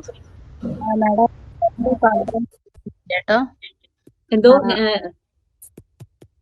കേക്കുന്നില്ലേ മാഡം? കേൾക്കാം, ഇപ്പൊ കേൾക്കാം, പറഞ്ഞോളൂ. എന്റെ മോൾക്ക് 12 വയസ്സായേ. അവൾക്ക് അതായത് ഒരു 3 മാസത്തിന് മുമ്പാണ് ഇത് ആയത്. പിന്നെ ഇതുവരെയും കണ്ടില്ല. നമ്മളൊരു മെഡിക്കൽ ട്രീറ്റ്മെന്റ് ആവശ്യമുണ്ടോ? ഇപ്പം 12 വയസ്സുള്ള ഏതെങ്കിലും തരത്തിലുള്ള ഭിന്നശേഷിയുള്ള കുട്ടിയാണോ? ഡൗൺ സിൻഡ്രോം ആണ്. ഡൗൺ സിൻഡ്രോം ഉള്ള കുട്ടിയാണ്. ഓക്കെ. വേറെ ആരോഗ്യ പ്രശ്നങ്ങൾ എന്തെങ്കിലും ഉള്ള ആളാണോ? തൈറോയിഡ് ഉണ്ട്, അതിന് 50 mgയുടെ ഗുളിക കഴിക്കുന്നുണ്ട്. ഗുളിക കഴിക്കുന്നുണ്ട് അല്ലെ? സാധാരണയായിട്ട് മെൻസ്ട്രുവേഷൻ ഇപ്പൊ 3 മാസമായി എന്നല്ലേ പറഞ്ഞേ? 3 മാസം ആയിട്ടുള്ളൂ എന്നല്ലേ പറഞ്ഞേ? അതെ. സാധാരണയായിട്ട് ആദ്യത്തെ മെൻസ്ട്രുവേഷൻ വന്നു കഴിഞ്ഞു കഴിഞ്ഞിട്ടുണ്ടെങ്കിൽ പിന്നീട് അതൊന്ന് റെഗുലറൈസ് ചെയ്ത് വരാൻ 6 മാസം മുതൽ 1 വർഷം വരെ എടുക്കുന്ന മെഡിക്കൽ ഡോക്ടേഴ്സ് പറഞ്ഞു കേട്ടിട്ടുണ്ട്. അത് ശരിക്കും പറഞ്ഞാൽ മെഡിക്കൽ ഡോക്ടേഴ്സ് പറയേണ്ട ഒരു ഉത്തരമാണ്. പക്ഷെ പലപ്പോഴും പല വിഷയങ്ങളിൽ ഇതുപോലെ നമ്മളോട് ചോദിക്കുമ്പോൾ, നമ്മൾ മെഡിക്കൽ ഫ്രട്ടേണിറ്റിയോട് ചോദിക്കുമ്പോൾ അവർ പറയുന്നത് അങ്ങനെയാണ്. അപ്പോ അത് 3 മാസത്തിലൊന്നും ഒട്ടും ടെൻഷൻ ആവേണ്ട ഒരു കാര്യമല്ല അത്. ഒരു 6 മാസത്തിന് ശേഷവും ഇതൊന്ന് റെഗുലർ ആയിട്ട് വരുന്നില്ല എന്നുണ്ടെങ്കിൽ തീർച്ചയായിട്ടും ഒന്ന് കൺസൾട്ടേഷൻ ഡോക്ടറെ കണ്ടാൽ മതിയാവും എന്നാണ് എൻ്റെ ഒരു അഭിപ്രായം. എൻ്റെ ഒരു സുഹൃത്ത് ഒരു ഡോക്ടർ ജോയിൻ ചെയ്യുന്നു പറഞ്ഞിരുന്നു, ഡോക്ടർ ലിഷ. ഡോക്ടർ ലിഷ ഉണ്ടെങ്കിൽ ഒന്ന് ആഡ് ചെയ്യാമോ? എന്റെ പേര് ഡോക്ടർ ലിഷ. ഞാനും SAKയുടെ ഒരു പ്രോഗ്രാം കോർഡിനേറ്റർ ആണ്. അപ്പൊ ഈ ഒരു വിഷയത്തിൽ ഡോക്ടർ ഹെന പറഞ്ഞത് ശരിയാണ്. ആദ്യത്തെ പീരിയഡ്സ് ആയതിനു ശേഷം പിന്നീട് ഒരു 6 മാസം മുതൽ 1 വർഷം വരെ എടുത്തിട്ടാണ് പീരിയഡ്സ് ഒന്ന് റെഗുലർ ആയി വരുവുള്ളൂ. എല്ലാ നോർമൽ ആയിട്ടുള്ള എല്ലാ കുട്ടികളുടെ കാര്യത്തിലും മെനാർക്കയ്ക്ക് ശേഷം 6 മാസം മുതൽ 1 വർഷം വരെ എടുത്തിട്ടാണ് ആ സൈക്കിൾ ഒന്ന് ഫോം ചെയ്ത് വരുവുള്ളൂ. അതിനിടയ്ക്ക് ഉണ്ടാവുന്ന ഇറഗുലാരിറ്റീസ് സ്വാഭാവികമാണ്. പക്ഷെ ഇപ്പൊ ഓൾറെഡി തൈറോയിഡ് ടാബ്ലറ്റ് ഒക്കെ എടുക്കുന്നത് കൊണ്ട് ഒരു 6 മാസത്തിന് ശേഷവും പീരിയഡ്സ് കണ്ടില്ലെങ്കിൽ ഒന്ന് കൺസൾട്ട് ചെയ്ത് നോക്കുന്നത് നല്ലതായിരിക്കും കേട്ടോ. Okay madam. Okay, thank you doctor. Okay. ഇത് കൂടാതെ പല കുട്ടികൾക്കും ഇപ്പൊ പീരിയഡ്സിന്റെ ഫ്ലോ വളരെ കൂടുതലാണ്. അപ്പം പലർക്കും പാരന്റ്സിനൊക്കെ സംശയം ഉണ്ടാവും, എങ്ങനെയാണ് അത് കൂടുതലാണോ കുറവാണോ എന്ന് തിരിച്ചറിയുക. എനിക്ക് ഈ പാരന്റ്സിനോട് ചോദിക്കാനുള്ളത്, കുട്ടികൾ അങ്ങനെ റെസ്പോണ്ട് ചെയ്യാറുണ്ടോ, അല്ലെങ്കിൽ കുട്ടികളുടെ അത്തരം പ്രശ്നങ്ങൾ നിങ്ങൾ എങ്ങനെയാണ് മനസ്സിലാക്കുക എന്നുള്ളതാണ്.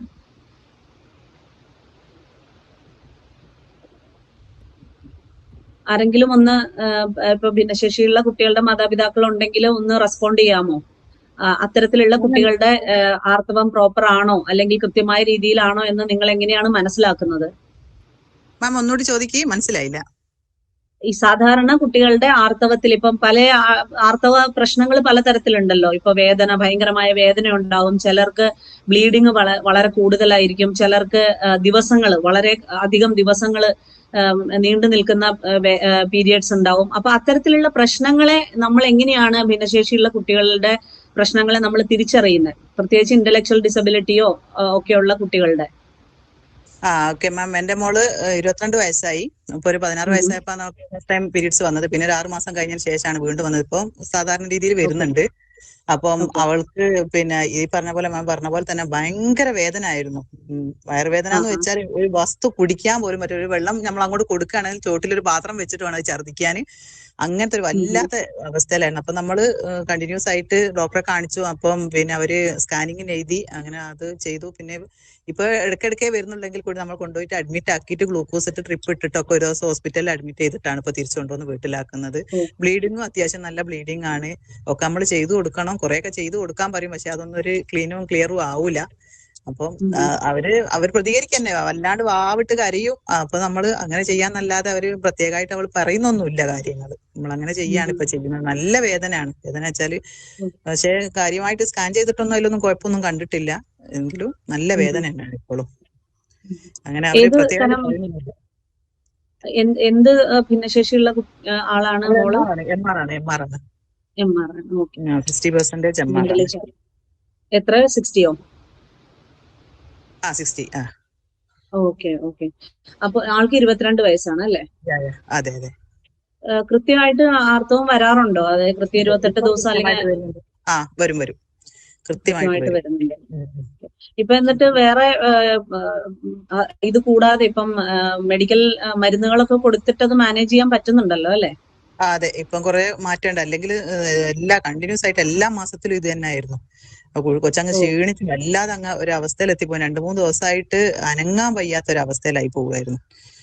വിളറി വെളുത്ത് വല്ലാത്തൊരവസ്ഥ. പിന്നെ തന്നെയല്ല ഫിറ്റ്സ് വരുന്ന ഒരാളായതുകൊണ്ട് മരുന്ന് കഴിക്കുന്നുണ്ടായിരുന്നു. അതിനും മരുന്നുണ്ട്. അപ്പം കണ്ടിന്യൂസ് ആയിട്ട് പിന്നെ സ്ഥിരമായിട്ട് മരുന്ന് കൊടുക്കേണ്ട ഒരാളാണ്. ഫിറ്റ്സ് ഇടയ്ക്കിടയ്ക്ക് ഈ മരുന്ന് നിർത്തി കഴിഞ്ഞാൽ ഫിറ്റ്സ് വരും. അപ്പൊ അതുകൊണ്ട് ആ മരുന്നും കൊടുക്കുന്നുണ്ട്.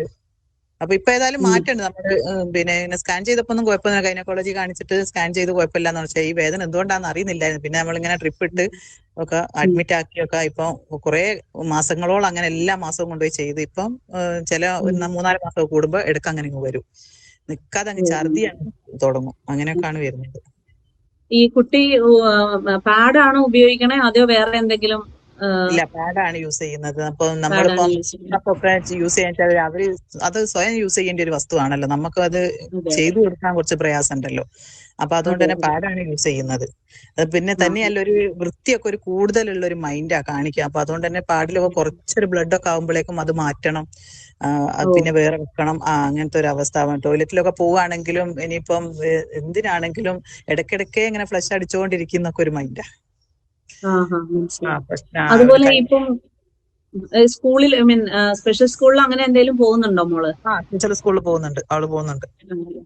ഇപ്പൊ ഈ കേരള ഗവൺമെന്റിന്റെ ഷീപാഡ് പ്ലസ് എന്ന് പറഞ്ഞിട്ട് ഒരു പ്രോജക്റ്റ് ഉണ്ടല്ലോ. അതിന്റെ ഭാഗമായിട്ട് ഗവൺമെന്റ് സ്കൂളുകളിലും ഇതിപ്പം ഷീപാഡ് പ്രോജക്റ്റ് എന്ന് പറഞ്ഞിട്ട് സ്കൂളുകളിൽ ഫ്രീ ആയിട്ട് നാപ്കിൻസ് ഒക്കെ കൊടുക്കുന്ന ഒരു പ്രോജക്റ്റ് ആയിരുന്നു. 2017 സ്റ്റാർട്ട് ചെയ്തതാണ്.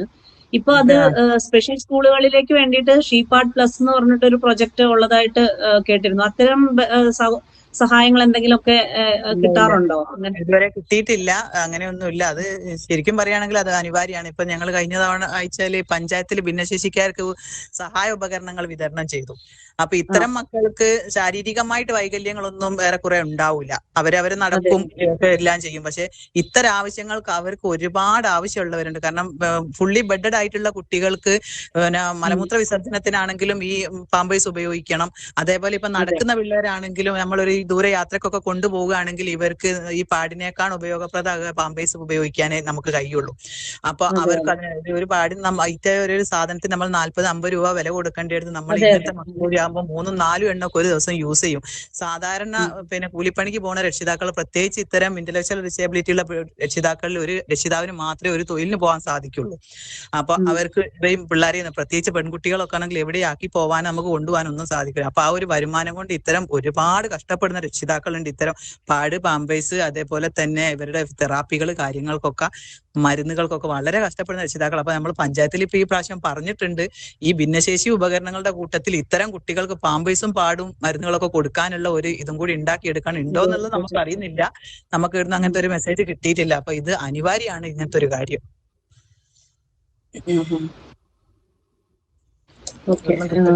Okay, thank you.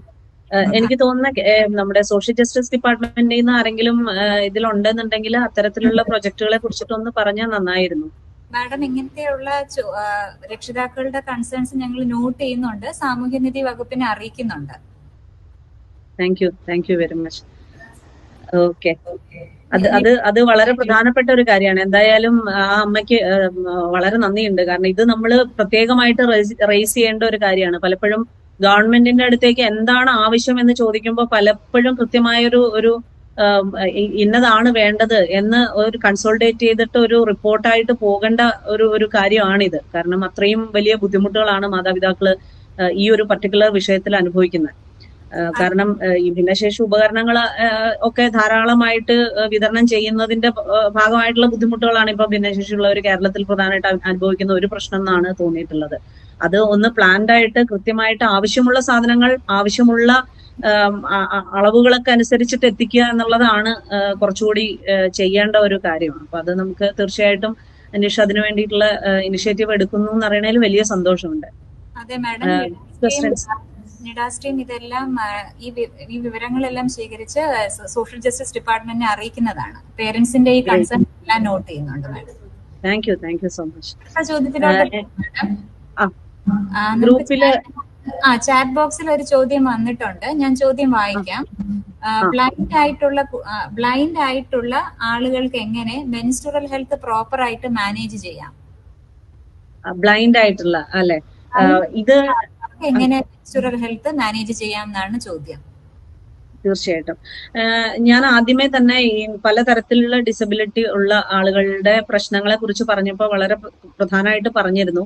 നമ്മൾ ഇതിനകത്ത് ഏറ്റവും കൂടുതൽ ബുദ്ധിമുട്ട് അനുഭവിക്കുന്ന വിഭാഗം എന്ന് പറയുന്നത് ഈ ആശയവിനിമയവുമായി ബന്ധപ്പെട്ട പ്രശ്നങ്ങളുള്ളവര്, അതുപോലെ എല്ലാ തരത്തിലുള്ള ഓരോ ആളുകളുടെയും ആവശ്യങ്ങൾ പലതാണ്. പ്രത്യേകിച്ചും കൃത്യമായ വിദ്യാഭ്യാസം അല്ലെങ്കിൽ ആർത്തവ ആരോഗ്യ വിദ്യാഭ്യാസം നൽകുക എന്നുള്ളതൊരു വലിയ ചാലഞ്ചാണ്. ഇപ്പോ പഠനവുമായി ബന്ധപ്പെട്ട് ബ്രെയിലിയിലും അതുപോലെയുള്ള കാര്യങ്ങളൊക്കെ അവൈലബിൾ ആണെങ്കിലും ഈ ആർത്തവ ആരോഗ്യവുമായി ബന്ധപ്പെട്ട കണ്ടന്റ്, ആക്സസിബിൾ ആയിട്ടുള്ള കണ്ടന്റ് അവൈലബിൾ ആണോ എന്നുള്ള കാര്യത്തിൽ സംശയമുണ്ട്. എനിക്ക് തോന്നുന്ന നിഡാസ് ടീമിന് ഏറ്റെടുക്കാൻ പറ്റുന്ന അല്ലെങ്കിൽ ഞാൻ മനസ്സിലാക്കുന്നിടത്തോളം ചെയ്തുകൊണ്ടിരിക്കുന്ന ഒരു വലിയ കാര്യം അത്തരത്തിലുള്ള കണ്ടന്റുകൾ, ആക്സസിബിൾ ആയിട്ടുള്ള കണ്ടന്റുകൾ ക്രിയേറ്റ് ചെയ്യുക എന്നുള്ളതും കൂടിയാണ്. അപ്പൊ അത്തരം ഒന്ന് കൃത്യമായ വിദ്യാഭ്യാസം നൽകുക, കൃത്യമായിട്ട് ഈ ബ്ലൈൻഡ് ആയിട്ടുള്ള ആളുകൾക്കും മനസ്സിലാകാവുന്ന തരത്തിലുള്ള എങ്ങനെയാണ് ആരോഗ്യം സംരക്ഷിക്കേണ്ടത് എന്നുള്ളത് മനസ്സിലാവുന്ന തരത്തിലുള്ള കണ്ടന്റ് ഉണ്ടാക്കുക, അവരിലേക്ക് എത്തിക്കാനുള്ള കണ്ടന്റ് ക്രിയേറ്റ് ചെയ്യുക എന്നുള്ളതാണ് ഒന്നാമത്തെ കാര്യം. രണ്ടാമത്തത് ഈ കൃത്യമായി സപ്പോർട്ടീവായിട്ടുള്ള ഇപ്പം കെയർ ഗിവേഴ്സ് ആണെങ്കിലും ടീച്ചേഴ്സ് ആണെങ്കിലും സപ്പോർട്ടീവായിട്ടുള്ള പ്രവർത്തനങ്ങൾ ഇതിന്റെ കൃത്യമായ കണ്ടന്റ് അവൈലബിൾ അല്ലാത്തിടത്തോളം കൃത്യമായ സപ്പോർട്ടുകൾ നൽകുക എന്നുള്ളതാണ്. ഈ ആപ്പുകൾ, ഇപ്പം ഫ്ലോ ആപ്പുകൾ പോലെയുള്ള ആപ്പുകളുണ്ട്, അത് ആക്സസിബിൾ ആയിട്ടുള്ള ഇപ്പോഴത്തെ എല്ലാ മൊബൈൽ ഫോൺസ് എല്ലാം തന്നെ ആക്സസിബിൾ ആണ്. അത്തരം ആക്സസിബിൾ ആയിട്ടുള്ള ടെക്നോളജിക്കൽ ആയിട്ടുള്ള സപ്പോർട്ടും നമുക്ക് പീരിയഡ്സിന്റെ ഡേറ്റ് അറിയാനും അതുപോലെ സിംറ്റംസ് എൻ്റർ ചെയ്യാനും ആ സിംറ്റംസുമായി ബന്ധപ്പെട്ട എന്തെങ്കിലും തരത്തിലുള്ള പ്രശ്നങ്ങൾ ഉണ്ടെങ്കിൽ അത് തിരിച്ചറിയാനും ഒക്കെ ഇത്തരം ആപ്പുകൾ സഹായിക്കുന്നുണ്ട്. പിന്നെ കൃത്യമായ ശാരീരിക ശുചിത്വം പാലിക്കുക, അതുപോലെ ഏതെങ്കിലും തരത്തിലുള്ള ബുദ്ധിമുട്ടുകൾ ഉണ്ടെങ്കിൽ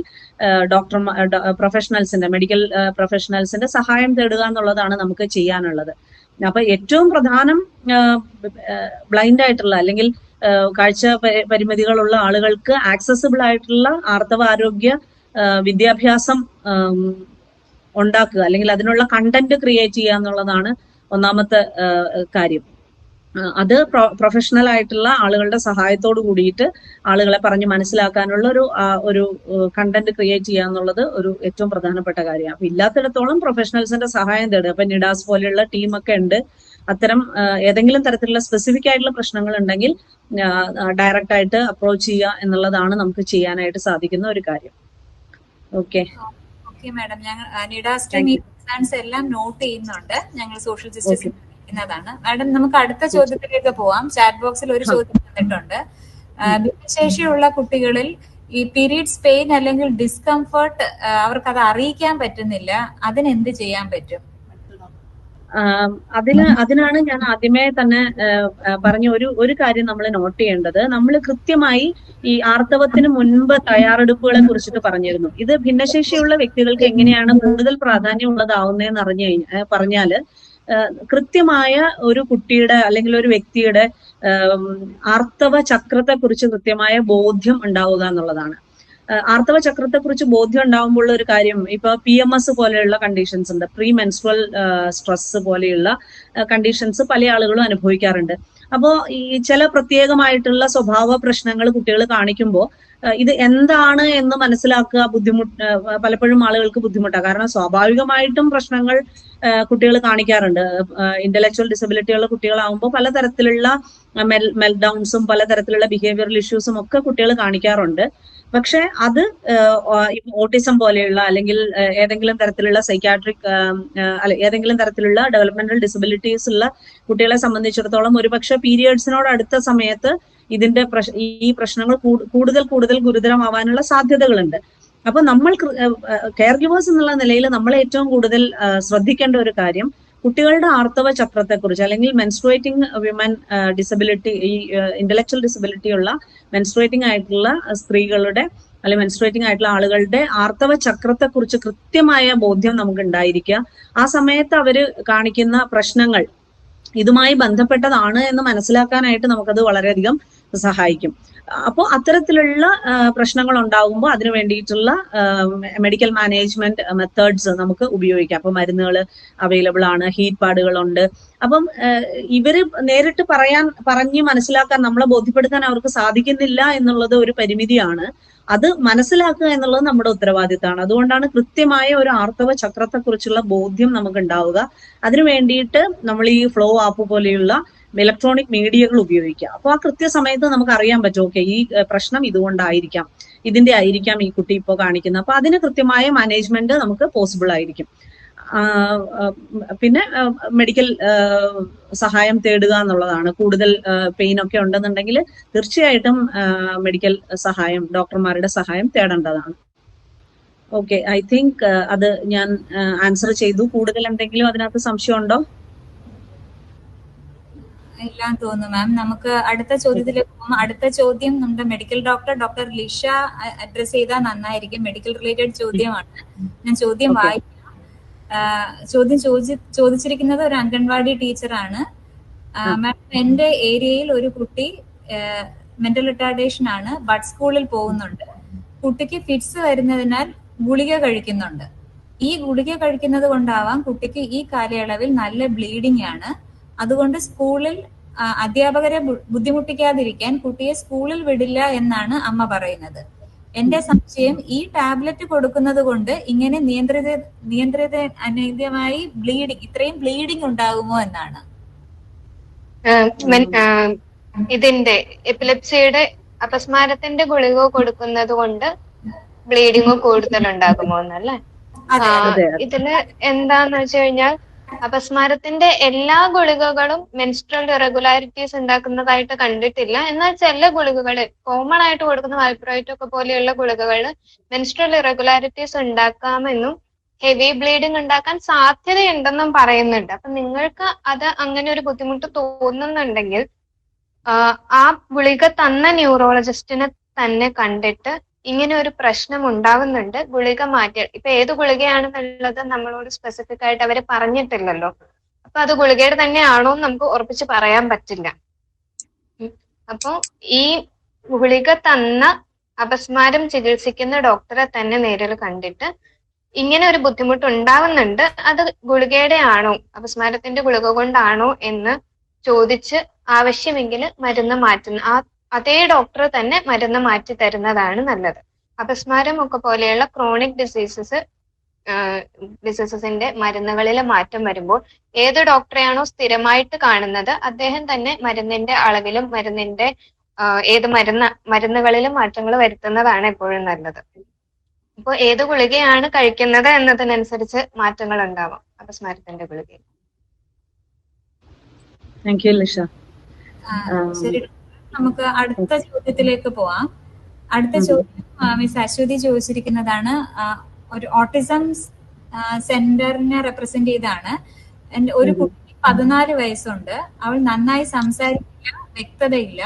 ഇപ്പോൾ പീരീഡ്സ് തുടങ്ങി. ക്ലാസ്സിൽ വിടുന്നില്ല. അതുകൊണ്ട് പേരൻസ് വളരെ കെയർലെസ് ആണ്. വേറെ മക്കളുണ്ട്. അവർക്ക് ബിഹേവിയർ പ്രശ്നമുണ്ട്. മിണ്ടാതെ കുറച്ച് ആക്ഷൻ മാത്രം കാണിക്കും ഈ കുട്ടി. ഒരാൾക്ക് മനസ്സിലാക്കാൻ പാടാണ്. കൊച്ചു കുട്ടികളെ പോലെയാണ് ഈ ടൈമിൽ. അവൾക്കോ ഇങ്ങനെയുള്ള ടീനേജേഴ്സിനോ എന്തൊക്കെ രീതിയിൽ പീരീഡ്സ് ടൈം ഓവർകം ചെയ്യാമെന്ന് പറയാമോ? 14 കുട്ടിയാണ്. അപ്പൊ അവരുടെ പീരീഡ്സ് ടൈം അധികം കമ്മ്യൂണിക്കേഷൻസ് ഒന്നും ഇല്ല. പീരീഡ്സ് ടൈം ഓവർകം ചെയ്യുന്നതിനെ കുറിച്ചാണ് ചോദിച്ചിരിക്കുന്നത്. അതെ, ഇത് ഇപ്പോ നമ്മൾ പറഞ്ഞു വന്നതുപോലെ തന്നെ വലിയ മാഗ്നിറ്റ്യൂഡിലുള്ള ഒരു പ്രശ്നമാണ് ഇത്. നമുക്ക് ഒരുപാട് കുട്ടികൾ, ഈ അഡോളസെന്റ് ഏജിലുള്ള കുട്ടികളും അതുപോലെ പീരീഡ്സ് ആയി കഴിഞ്ഞു കഴിഞ്ഞിട്ടുണ്ടെങ്കിൽ ഒരുപാട് ബുദ്ധിമുട്ടുകൾ അനുഭവിക്കുന്നുണ്ട്. ഈവൻ ഡിസബിലിറ്റി ഇല്ലാത്ത കുട്ടികൾ തന്നെ പലപ്പോഴും പല കുട്ടികൾക്കും കൃത്യമായി സ്കൂളിൽ പോകാനോ അത്തരത്തിൽ സമൂഹത്തെ അഭിമുഖീകരിക്കാനോ ഒന്നും പറ്റാത്ത അവസ്ഥയിൽ ജീവിക്കുന്ന ഒരുപാട് കുട്ടികൾ ഇപ്പൊ നമ്മുടെ നാട്ടിൽ തന്നെ ഉണ്ട്. അത് ഡിസബിലിറ്റി കൂടി ആയി കഴിയുമ്പോൾ അതിന്റെ പ്രശ്നം എന്ന് പറയുന്നത് വളരെ ഇരട്ടിയാവാറുണ്ട്. ഇതിനകത്ത് നമുക്ക് ചെയ്യാൻ പറ്റുന്ന ഇപ്പൊ ഒരു ഓട്ടിസം സെന്റർ നടത്തുന്ന ഒരു ആളുടെ ഒരു കൺസേൺ എന്ന് പറയുന്നത് വളരെ വളരെ റെലവന്റ് ആയിട്ടുള്ള ഒരു കാര്യമാണ്. ഇത്തരം കുട്ടികളെ കൃത്യമായി സ്കൂളിൽ എത്തിക്കാൻ, അല്ലെങ്കിൽ ഇത്തരം കുട്ടികളെ ആ ഒരു സമയത്തെ അഡ്രസ്സ് ചെയ്യാൻ വേണ്ടിയിട്ട് എങ്ങനെയാണ് സഹായിക്കേണ്ടത് എന്നുള്ളതാണ്. അതില് പാരന്റ്സിന്റെയും കെയർ ഗിവേഴ്സിന്റെയും ആണ് പ്രൈമറി ആയിട്ടുള്ള ഒരു ഉത്തരവാദിത്വം. അവർക്ക് കൃത്യമായ ബോധ്യം ഉണ്ടാവുക എന്നുള്ളത് ഒരു കാര്യമാണ്. രണ്ടാമത്തത്, ആദ്യത്തെ ആ അമ്മ പറഞ്ഞതുപോലെ തന്നെ ഗവൺമെന്റിന്റെ ഭാഗത്തു നിന്നും മറ്റുള്ള ഏജൻസികളുടെ ഭാഗത്തു നിന്നും കൃത്യമായ ഒരു സഹായം ആവശ്യമുണ്ട്. ഇപ്പൊ ഡിസബിലിറ്റി ഉള്ള ഒരു കുട്ടി വീട്ടിലുള്ളപ്പോ മറ്റു കുട്ടികളും കൂടിയുള്ള ഒരു പേരന്റിന്റെ അവസ്ഥ നമുക്ക് മനസ്സിലാവും. എങ്ങനെയാണ് അവര് ആ കുട്ടിയുടെ പ്രത്യേകമായിട്ടുള്ള പ്രശ്നങ്ങൾക്ക് വേണ്ടിയിട്ട് അവരുടെ സമയം ചെലവഴിക്കുക എന്ന് പറയുന്നത് ഒരു പക്ഷെ വലിയ ബുദ്ധിമുട്ടായിരിക്കും. അതിൽ തന്നെ ഒരാൾക്ക്, ഒരു പേരന്റിന് മാത്രമാണ് വർക്ക് ചെയ്യാൻ സാധിക്കുക. പക്ഷെ ആ ഫാമിലിയുടെ ഒരു ഫിനാൻഷ്യൽ ബർഡൻ എന്ന് പറയുന്നത് വളരെ കൂടുതലാണ്. അപ്പൊ ഇതെല്ലാം വളരെ കൃത്യമായ വ്യക്തമായ പ്ലാനോട് കൂടിയിട്ടുള്ള പദ്ധതികൾ നടപ്പിലാക്കുക എന്നുള്ളതാണ് ഒന്നാമത്തെ കാര്യം. അത് നമുക്കൊരു ലോങ് ടേമിൽ ചെയ്യാൻ പറ്റുന്ന കാര്യമാണ്. പക്ഷെ ഇപ്പോൾ നമുക്ക് ചെയ്യാൻ പറ്റുന്നത് തീർച്ചയായിട്ടും പാരന്റ്സിനെ എഡ്യൂക്കേറ്റ് ചെയ്യുക, പാരന്റ്സിനെ പറഞ്ഞ് മനസ്സിലാക്കുക എങ്ങനെയാണ് പീരീഡ്സ് മാനേജ് ചെയ്യണത്. അതിന് ഇലക്ട്രോണിക് മാധ്യമങ്ങൾ, ആദ്യം ഞാൻ പറഞ്ഞതുപോലെ തന്നെ കൃത്യമായ പീരിയഡ് ആർത്തവ ചക്രത്തെ കുറിച്ചുള്ള ബോധ്യം ഉണ്ടാവുക, അതുപോലെ ആർത്തവ സമയത്ത് ഉപയോഗിക്കേണ്ട പ്രോഡക്റ്റുകളെ കുറിച്ചിട്ട് കൃത്യമായ ബോധ്യം കൊടുക്കുക, അത് ഏത് തരത്തിൽ ഉപയോഗിക്കണം എന്നുള്ളത് അവരെ പഠിപ്പിച്ചു കൊടുക്കുക. അതുപോലെ കുട്ടികളെ തന്നെ ട്രെയിൻ ചെയ്യിക്കാനുള്ള മെത്തേഡ്, ഇപ്പം ഓട്ടിസം സെന്റർ ഒക്കെ ആയി കഴിയുമ്പോൾ അവിടെ തന്നെ പലതരത്തിലുള്ള ബിഹേവിയറൽ ട്രെയിനിങ്സ് നമ്മൾ നടത്തുന്നുണ്ട്. അപ്പൊ ഈ ബിഹേവിയറൽ ട്രെയിനിങ്സിന്റെ ഭാഗമായിട്ട് ആർത്തവ കാല സംരക്ഷണം എന്നുള്ളത് ഒരു പർട്ടിക്കുലർ മൊഡ്യൂളായിട്ട് എടുത്ത് അതിന് വേണ്ടിയിട്ട് ഒരു കരിക്കുലം, ഒരു മൊഡ്യൂൾ ക്രിയേറ്റ് ചെയ്ത് കുട്ടികൾക്ക് വേണ്ടിയിട്ട് അത്തരത്തിലുള്ള ട്രെയിനിങ്ങുകൾ അറേഞ്ച് ചെയ്യുക. അല്ലെങ്കിൽ നമ്മളിപ്പോ ബിഹേവിയറൽ ട്രെയിനിങ് കൊടുക്കുന്ന അതേ രീതിയിൽ തന്നെ മെൻസ്ട്രുവേഷൻ വേണ്ടിയിട്ട് പർട്ടിക്കുലർ ആയിട്ടുള്ള ട്രെയിനിങ്ങുകൾ കൊടുക്കുക, പാരന്റ്സിന് കൃത്യമായ അവബോധം കൊടുക്കുക എന്നുള്ളതൊക്കെ നമുക്ക് ചെയ്യാൻ പറ്റുന്ന കാര്യങ്ങളാണ്. പ്രത്യേകിച്ചും ഒരുപാട് ബുദ്ധിമുട്ടുകളൊക്കെ ഉള്ള കുട്ടികളാണെന്നുണ്ടെങ്കിൽ മെഡിക്കൽ മാനേജ്മെന്റ് തീർച്ചയായിട്ടും ചെയ്യേണ്ടതാണ്. അത്തരത്തിലുള്ള സഹായങ്ങൾ, ഡോക്ടർമാരുടെ സഹായങ്ങൾ, ഇപ്പൊ മരുന്നുകൾക്ക് വേണ്ടിയിട്ടും, ഇപ്പൊ പീരിയഡ്സിന്റെ പെയിൻ ഒക്കെ കുറയാൻ വേണ്ടിയിട്ട് ഒരുപാട് മരുന്നുകൾ അവൈലബിൾ ആണ്. അപ്പൊ അത്തരം മരുന്നുകൾ എത്തിക്കാൻ, അല്ലെങ്കിൽ അത് കൃത്യമായി കഴിക്കാനും ഒക്കെയുള്ള ഒരു അവയർനെസ്, അവബോധം പാരന്റ്സിന് കൊടുക്കുക. കൂടുതൽ ആക്റ്റീവായിട്ട് ഇരിക്കാൻ വേണ്ടിയിട്ട് ആ സമയത്തുള്ള ആ കുട്ടിയുടെ ന്യൂട്രീഷനൊക്കെ പ്രോപ്പർ ആണോ, ഭക്ഷണം നന്നായിട്ട് കഴിക്കുന്നുണ്ടോ, വെള്ളം കുടിക്കുന്നുണ്ടോ, അത്തരത്തിലുള്ള കാര്യങ്ങളെ കുറിച്ചൊക്കെ കൃത്യമായ അവബോധം പാരന്റ്സിന് കൊടുക്കുക എന്നുള്ളതാണ് നമുക്ക് ഈ നിലയിൽ ചെയ്യാൻ പറ്റുക. പക്ഷെ ലോങ് ടൈമിലേക്ക് ഈ പറഞ്ഞതുപോലെ മെൻസ്ട്രുവേഷൻ, ആർത്തവ സംരക്ഷണം ഒരു പ്രത്യേക വിഷയമായി എടുത്ത് അതിനു വേണ്ടിയിട്ടുള്ള behavioural training, behavioural management plan ഒക്കെ ക്രിയേറ്റ് ചെയ്യുക എന്നുള്ളത് ഇപ്പോൾ ഓട്ടിസം സെന്റർ ആയതുകൊണ്ട് നിങ്ങൾക്ക് പ്രത്യേകമായിട്ട് ചെയ്യാൻ പറ്റുന്ന ഒരു കാര്യമാണ്. അതോടൊപ്പം തന്നെ പാരന്റ്സിനെ എഡ്യൂക്കേറ്റ് ചെയ്യുക എന്നുള്ളതും പിന്നെ ഗവൺമെന്റിന്റെ ഭാഗത്തുനിന്ന് അതൊരു ലോങ് ടേം പ്ലാൻ ആയിട്ട് വരേണ്ട കാര്യമാണ്. തീർച്ചയായിട്ടും നിഡാസ് അത്തരം വിഷയങ്ങളെ ടേക്കപ്പ് ചെയ്യുമെന്ന് വിചാരിക്കുന്നു. Thank you. ശരി മാഡം, അടുത്ത ചോദ്യത്തിലേക്ക് പോവാം. അടുത്ത ചോദ്യം മിസ് പ്രിയ ചോദിച്ചിരിക്കുന്നത്, എന്തെങ്കിലും സ്പെഷ്യൽ ക്ലോത്തിങ് ഓപ്ഷൻസ് ഉണ്ടോ പീരീഡ്സ് മാനേജ് ചെയ്യാനായിട്ട്? ഭിന്നശേഷിയുള്ള കുട്ടികളിൽ പീരീഡ്സ് മാനേജ് ചെയ്യാനായിട്ട് എന്തെങ്കിലും സ്പെഷ്യൽ വസ്ത്രധാരണം ഉണ്ടോ എന്നാണ് ചോദിച്ചിരിക്കുന്നത്. ഇപ്പൊ പ്രിയ ചോദിച്ചത് കൊണ്ട് പറയാവുന്ന ഒരു കാര്യമാണ്. അതായത് നമുക്കിപ്പോ പീരിയഡ് പാന്റി എന്ന് പറയുന്നത് അവൈലബിൾ ആണ്. പണ്ടൊക്കെ പാഡുകളാണ് കൂടുതൽ ഉപയോഗിച്ചുകൊണ്ടിരുന്നത്. പക്ഷെ പീരിയഡ് പാന്റി എന്ന് പറയുന്ന പാൻറ്റീസുകൾ അവൈലബിൾ ആണ്. ഇത്തിരി കോസ്റ്റ്ലി ആണത്. ഒരു പാക്കറ്റിൽ ഏതാണ്ട് 4 എന്തോ ആണ് വരുന്നത്. നല്ല അത്യാവശ്യം വിലപിടിപ്പുള്ള ഒരു ആർത്തവ ഉപകരണം അല്ലെങ്കിൽ പാഡാണെന്ന് വേണമെങ്കിൽ പറയാം. അപ്പൊ അത് മറ്റുള്ള പാഡുകളെക്കാൾ കൂടുതൽ കുട്ടികൾക്ക് ഹെൽപ്ഫുൾ ആണ്, അല്ലെങ്കിൽ കുട്ടികൾക്ക് അത് കുറച്ചുകൂടെ മാനേജ് ചെയ്യാൻ എളുപ്പമാണ് എന്നുള്ളതുണ്ട്. പിന്നെ വസ്ത്രധാരണം എപ്പോഴും നമ്മുടെ നാട്ടിലെ ഒരു കാലാവസ്ഥയ്ക്ക് അനുയോജ്യമായ അയഞ്ഞ കോട്ടൺ വസ്ത്രങ്ങൾ ധരിക്കുക എന്നുള്ളത് തന്നെയാണ് ഏറ്റവും നല്ലത്. സ്പെഷ്യൽ ക്ലോത്തിങ് ഓപ്ഷൻ എന്ന് പറയുന്നത് ഇപ്പോ ഡിസബിലിറ്റി ഉള്ള അല്ലെങ്കിൽ ചലന സംബന്ധമായ പ്രശ്നങ്ങൾ നേരിടുന്നവരാണെങ്കിൽ ഈ വെൽക്രോ ഒക്കെ ഉള്ള തരത്തിലുള്ള വസ്ത്രങ്ങൾ ധരിക്കുന്നത് കുറച്ചുകൂടി മാനേജ് ചെയ്യാനായിട്ട് എളുപ്പമായിരിക്കും. ഇപ്പൊ ബട്ടണുകളൊക്കെ ഒഴിവാക്കി വെൽക്രോ ഒട്ടിച്ചു വെക്കാവുന്ന തരത്തിലുള്ള വസ്ത്രങ്ങളായിരിക്കും കൂടുതൽ ശാരീരികമായ ഭിന്നശേഷിയുള്ള ആളുകളെ സംബന്ധിച്ചിടത്തോളം സഹായകമായിട്ടുള്ള വസ്ത്രധാരണ രീതി. അതുപോലെ പാന്റുകളെക്കാൾ കൂടുതൽ എപ്പോഴും സ്കേർട്ടുകൾ പോലെയുള്ള, പിന്നെ അതും ഓരോ വ്യക്തിയെ അനുസരിച്ചിരിക്കും. ഇപ്പൊ ശാരീരികമായ ഭിന്നശേഷിയുള്ളവരാണെങ്കിൽ ഓക്കെയാണ്. പക്ഷെ ഈ പറയുന്ന പോലെ ഇന്റലക്ച്വൽ ഡിസബിലിറ്റി ഉള്ള അല്ലെങ്കിൽ അത്തരത്തില് ബിഹേവിയറൽ ഇഷ്യൂസ് ഒക്കെ ഉള്ള കുട്ടികളെ സംബന്ധിച്ചിടത്തോളം പലപ്പോഴും വസ്ത്രധാരണത്തിലും മാതാപിതാക്കൾ വലിയ ബുദ്ധിമുട്ടുകൾ അനുഭവിക്കുന്നുണ്ടാവും. ചിലപ്പം പെട്ടെന്ന് അഴിച്ചു കളയാൻ പറ്റുന്ന തരത്തിലുള്ള വസ്ത്രങ്ങളാണെങ്കിൽ അവര് സാഹചര്യം ഒന്നും നോക്കാതെ ചിലപ്പോൾ വസ്ത്രങ്ങൾ അഴിച്ചു കളയാനും പ്രശ്നങ്ങൾ ഉണ്ടാക്കാനൊക്കെ ഉള്ള സാധ്യതകളുണ്ട്. അപ്പം ആ വ്യക്തിക്ക് പ്രത്യേകമായിട്ട് സഹായകമാകുന്ന വസ്ത്രങ്ങൾ ധരിക്കുക. അതോടൊപ്പം തന്നെ ലൂസ് ആയിട്ടുള്ള, കംഫർട്ടബിൾ ആയിട്ടുള്ള, എയർ നന്നായിട്ട് കയറുന്ന അത്തരത്തിലുള്ള വസ്ത്രങ്ങൾ ധരിക്കുക എന്നുള്ളത് ഒരു പ്രധാനപ്പെട്ട കാര്യമാണ്. കാരണം ഈ സമയത്തുള്ള ശാരീരികമായിട്ടുള്ള അസ്വസ്ഥതകളെ കുറയ്ക്കാനായിട്ട് അത്തരം മുറുകിയ വസ്ത്രങ്ങളെക്കാൾ അത്തരത്തിലുള്ള വസ്ത്രധാരണ രീതി സഹായിക്കും. പിന്നെ പീരിയഡ് പാന്റിയാണ് സ്പെസിഫിക് ആയിട്ട് നമുക്ക് ഈ ആർത്തവവുമായി ബന്ധപ്പെട്ടിട്ട് നമുക്ക് ഉപയോഗിക്കാൻ പറ്റുന്ന മറ്റൊരു വസ്തു. അതുപോലെ ടാംപോൺസും ഒരു പരിധിവരെ ഹെൽപ്ഫുൾ ആണ്. പക്ഷെ അത് ഈ പറയുന്നത് പോലെ അകത്ത് വെക്കുന്ന ഒരു പീരിയഡ് പ്രോഡക്റ്റ് ആണ്. അതുകൊണ്ട് തന്നെ അത് പലപ്പോഴും ഒരു കെയർ ഗിവറുടെ സഹായമില്ലാതെ ചെയ്യാൻ ചിലപ്പോൾ ബുദ്ധിമുട്ടായിരിക്കും. അതുകൊണ്ട് തന്നെ ചെയ്യാൻ പഠിക്കുന്ന അല്ലെങ്കിൽ തന്നെ ചെയ്യാൻ പറ്റുന്ന ആളുകളാണെങ്കിൽ ടാംപോൺസും ഒരു നല്ല ഓപ്ഷനാണ്. അതുപോലെ മെൻസ്ട്രുവൽ കപ്പുകൾ ഒരു നല്ല ഓപ്ഷൻ തന്നെയാണ്. പക്ഷെ അതിനെല്ലാം പ്രത്യേകമായ പരിശീലനം. ഇപ്പൊ ഈ മെൻസ്ട്രുവൽ കപ്പിന്റെ ഒക്കെ കാര്യത്തിൽ പലപ്പോഴും ഡിസബിലിറ്റി ഇല്ലാത്ത ആളുകൾക്ക് പോലും അത് ഉപയോഗിക്കാൻ വലിയ ബുദ്ധിമുട്ടുകളുള്ള ഒത്തിരി പേരെ പരിചയപ്പെട്ടിട്ടുണ്ട്. അപ്പോ ഡിസബിലിറ്റി ഉള്ള ആളുകളെ സംബന്ധിച്ചിടത്തോളം അത് ഉപയോഗിക്കാൻ പറ്റുവാണെങ്കിൽ നല്ലതാണ്. പക്ഷെ പലപ്പോഴും അത് വലിയ ബുദ്ധിമുട്ടുകൾ ഉണ്ടാവാറുണ്ട്. പക്ഷെ ടാംപോൺസ് ഒരു പക്ഷെ കുറച്ചുകൂടി തന്നെ ഉപയോഗിക്കാൻ അറിയാവുന്ന, അല്ലെ തന്നെ ഉപയോഗിക്കാൻ പറ്റുന്ന, പഠിപ്പിച്ചു കൊടുത്താൽ തന്നെ ഉപയോഗിക്കാൻ പറ്റുന്ന ആളുകളാണെങ്കിൽ ടാംപോൺസ് കുറച്ചുകൂടി സഹായകമായിരിക്കും. അതുപോലെ പീരിയഡ് പാന്റീസും. മാം, അതിന് എനിക്കൊരു ഡൗട്ട് ഉണ്ട് മാം. ഹലോ മാം, ഇപ്പം പീരിയഡ് പാന്റിന്റെ കാര്യം പറഞ്ഞല്ലോ. അപ്പൊ എന്റെ മോള് അവക്ക് GDD ആണ് കേട്ടോ. അപ്പൊ ഇപ്പൊ 13 വയസ്സായി. ഡിസംബറിലാണ് മോക്ക് പീരീഡ് ആയത്. അപ്പൊ ആദ്യത്തെ ആ ഒരു ടൈമിൽ ഞാൻ വെറും പാന്റീസ് തന്നെയാണ് മോക്ക് ഇട്ട് കൊടുത്തത്. അപ്പൊ ഇടയ്ക്കിടയ്ക്ക് ഞാനിങ്ങനെ അയാള് ചീച്ചി എന്ന് പറയും ഇതിങ്ങനെ വരുമ്പോഴത്തേക്കിന്. അപ്പൊ ഞാനത് പെട്ടെന്ന് ഓരോന്ന് പാന്റീസ് മാറ്റി വേറെ ഇടിപ്പിച്ച് അങ്ങനെ കഴിച്ചായിരുന്നു. അതൊരു 2 ദിവസമേ ഉള്ളായിരുന്നു ആദ്യത്തെ. പിന്നെ ജനുവരിയിൽ വന്നപ്പോഴത്തേക്കിന് നല്ലതുപോലെ ആയിട്ടുണ്ട്. അപ്പൊ ഞാൻ ആകെ കൺഫ്യൂഷൻ, എന്ത് ചെയ്യുമെന്ന് ആകെ ടെൻഷനായി. അപ്പം മോളെ നിഷിലാണ്, മോളുടെ സ്പീച്ച് തെറാപ്പി ആയിട്ടും മോളുടെ സ്കൂളിലെ സ്പെഷ്യൽ ടീച്ചറുമായിട്ടും ഒക്കെ സംസാരിച്ചു. അങ്ങനെയാണ് ഞാൻ ഈ പീരിയഡ് പാന്റിന്റെ കാര്യം എനിക്ക് മനസ്സിലായി.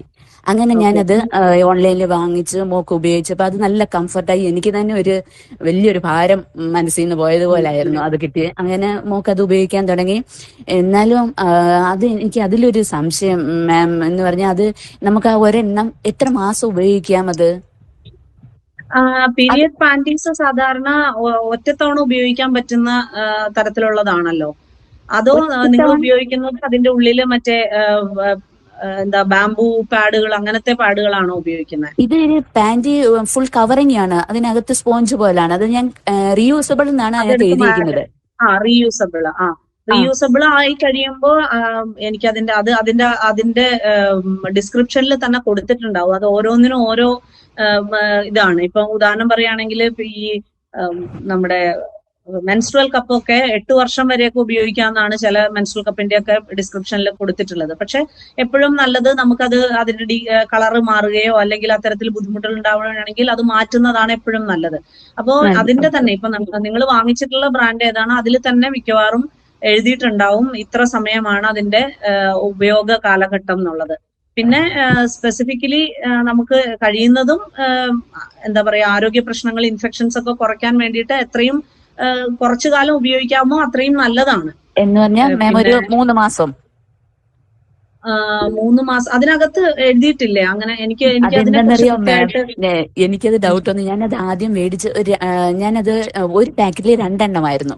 അങ്ങനെ ഞാനത് മോക്കൊരു 2 പാക്കറ്റാ മേടിച്ചു. ഈ മോൾക്കാണെങ്കിൽ ഈ സ്റ്റിക്കർ ഭയങ്കര ഇൻട്രസ്റ്റ് ആണ് അവൾക്ക്.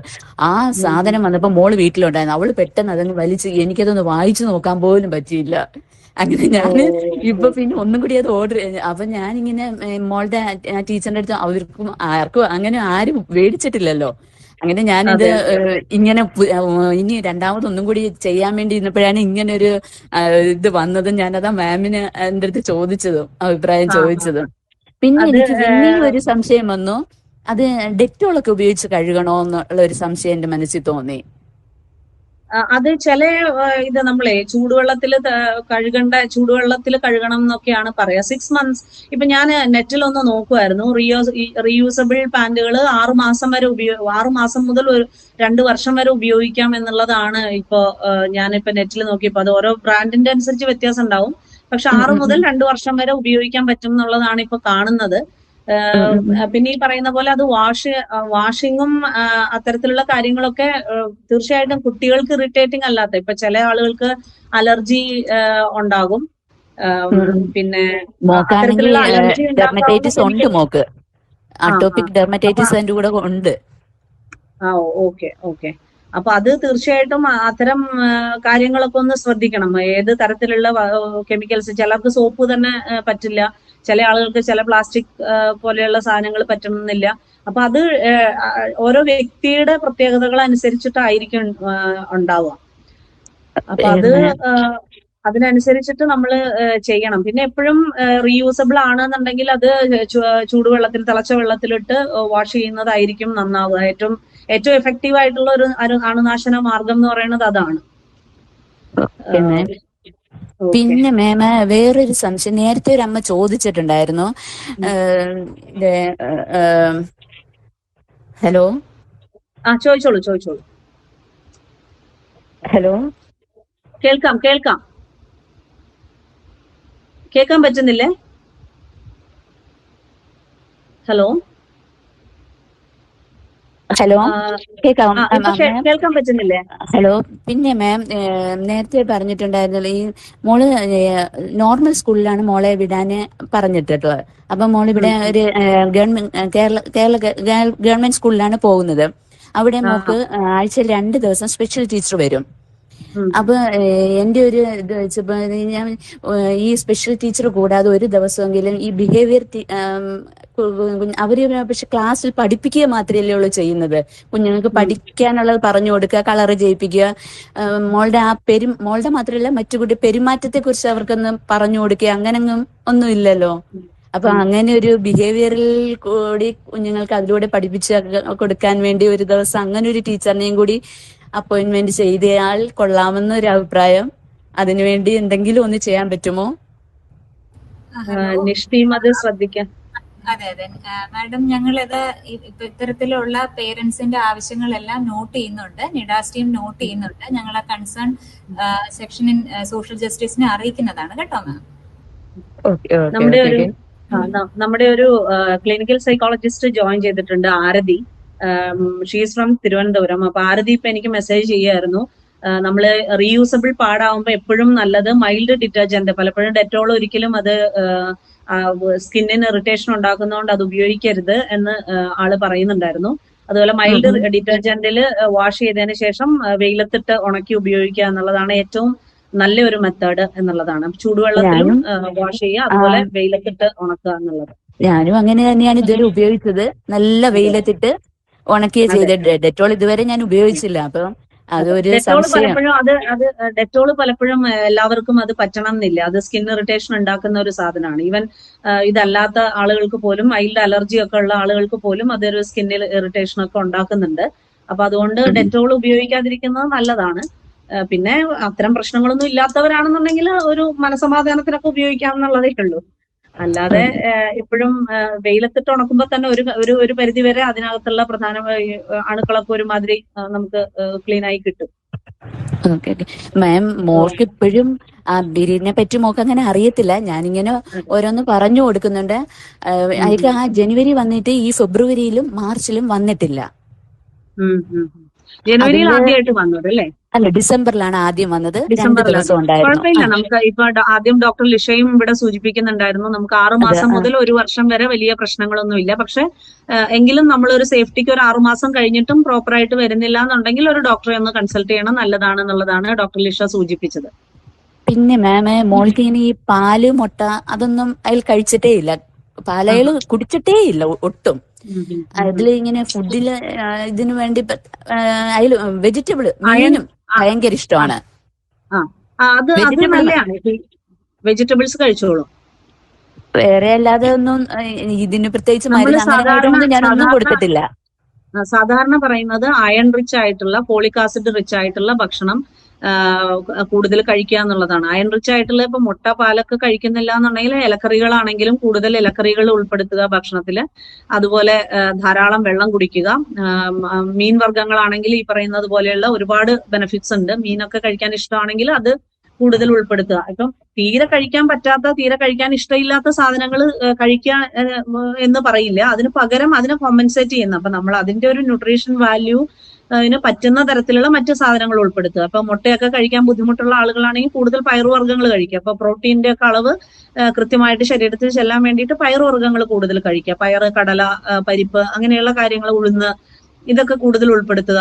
അതോടൊപ്പം തന്നെ അയൺ കൂടുതൽ കിട്ടാൻ വേണ്ടിയിട്ട് ഇപ്പൊ നെല്ലിക്ക, അതുപോലെ നെല്ലിക്കയാണ് ഏറ്റവും വലിയ അയണിന്റെ ഒരു സോഴ്സ് എന്ന് പറയുന്നത്. ഏറ്റവും കൂടുതൽ അയൺ, വൈറ്റമിൻ സി ഒക്കെ ഉള്ള ഒരു സോഴ്സ് എന്ന് പറയുന്നത് നെല്ലിക്കയാണ്.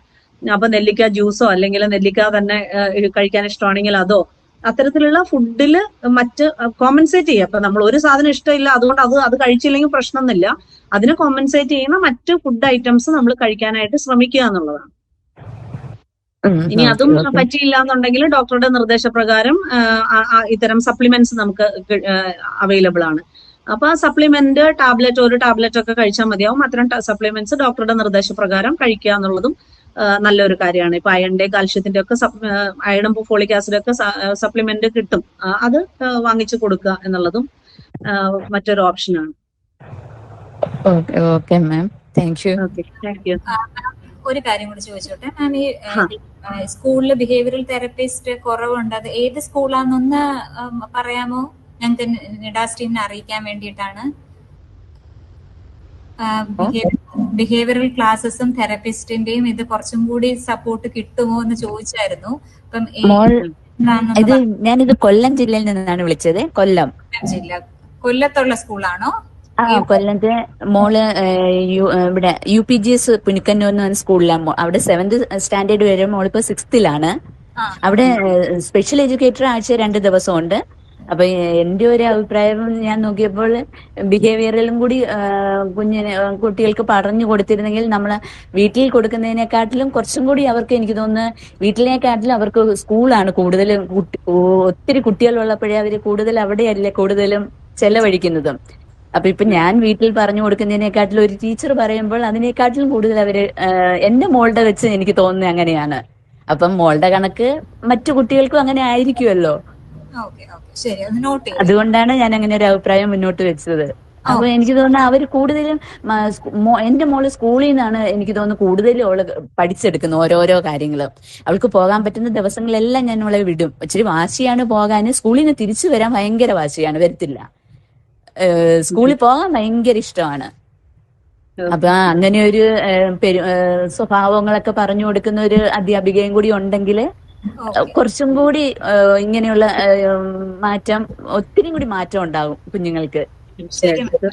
ഈ ഒരു സജഷൻ നിഡാസ് ടീം നോട്ട് ചെയ്തിട്ടുണ്ട്. ഞങ്ങൾ സോഷ്യൽ ജസ്റ്റിസ് തീർച്ചയായിട്ടും ഇതിനൊരു കൃത്യമായി, ഇപ്പം എന്റെയും ഒരു അഭിപ്രായം അത് തന്നെയാണ്. ഈ അമ്മമാര് പറയുന്ന അതേ അഭിപ്രായം തന്നെയാണ് എനിക്കും പറയാനുള്ളത്. കാരണം കൃത്യമായ പ്ലാനിങ്ങോട് കൂടി വളരെ വ്യക്തമായിട്ടുള്ള പദ്ധതികൾ രൂപീകരിച്ച്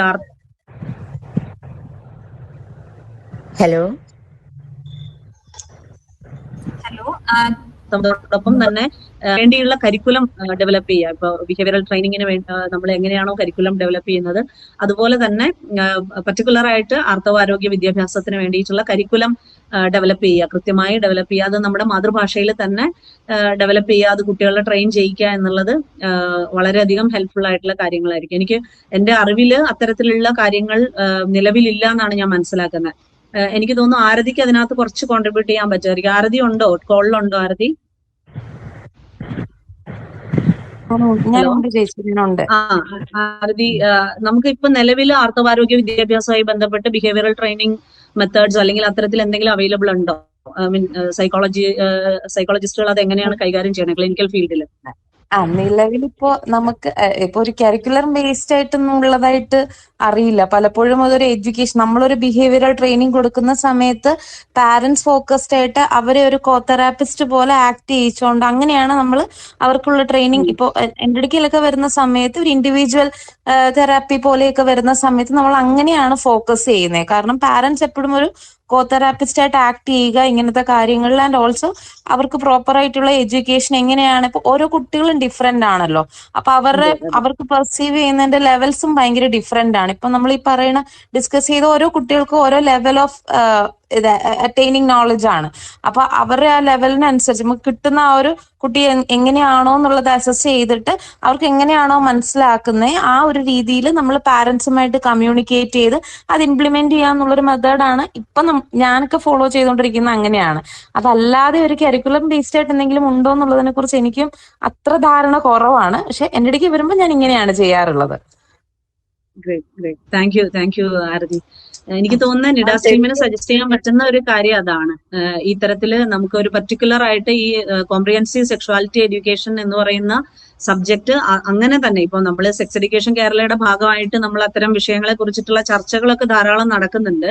അതിനെ ഡെവലപ്പ് ചെയ്യാനുള്ള ശ്രമങ്ങൾ നടത്തണം എന്നുള്ള രീതിയിൽ. പക്ഷെ ഇതിനകത്തുള്ള ഒരു വലിയ ചാലഞ്ച് എന്ന് പറയുന്ന റിസോഴ്സസിന്റെ വളരെ അവൈലബിലിറ്റി ഭയങ്കര കുറവാണ്.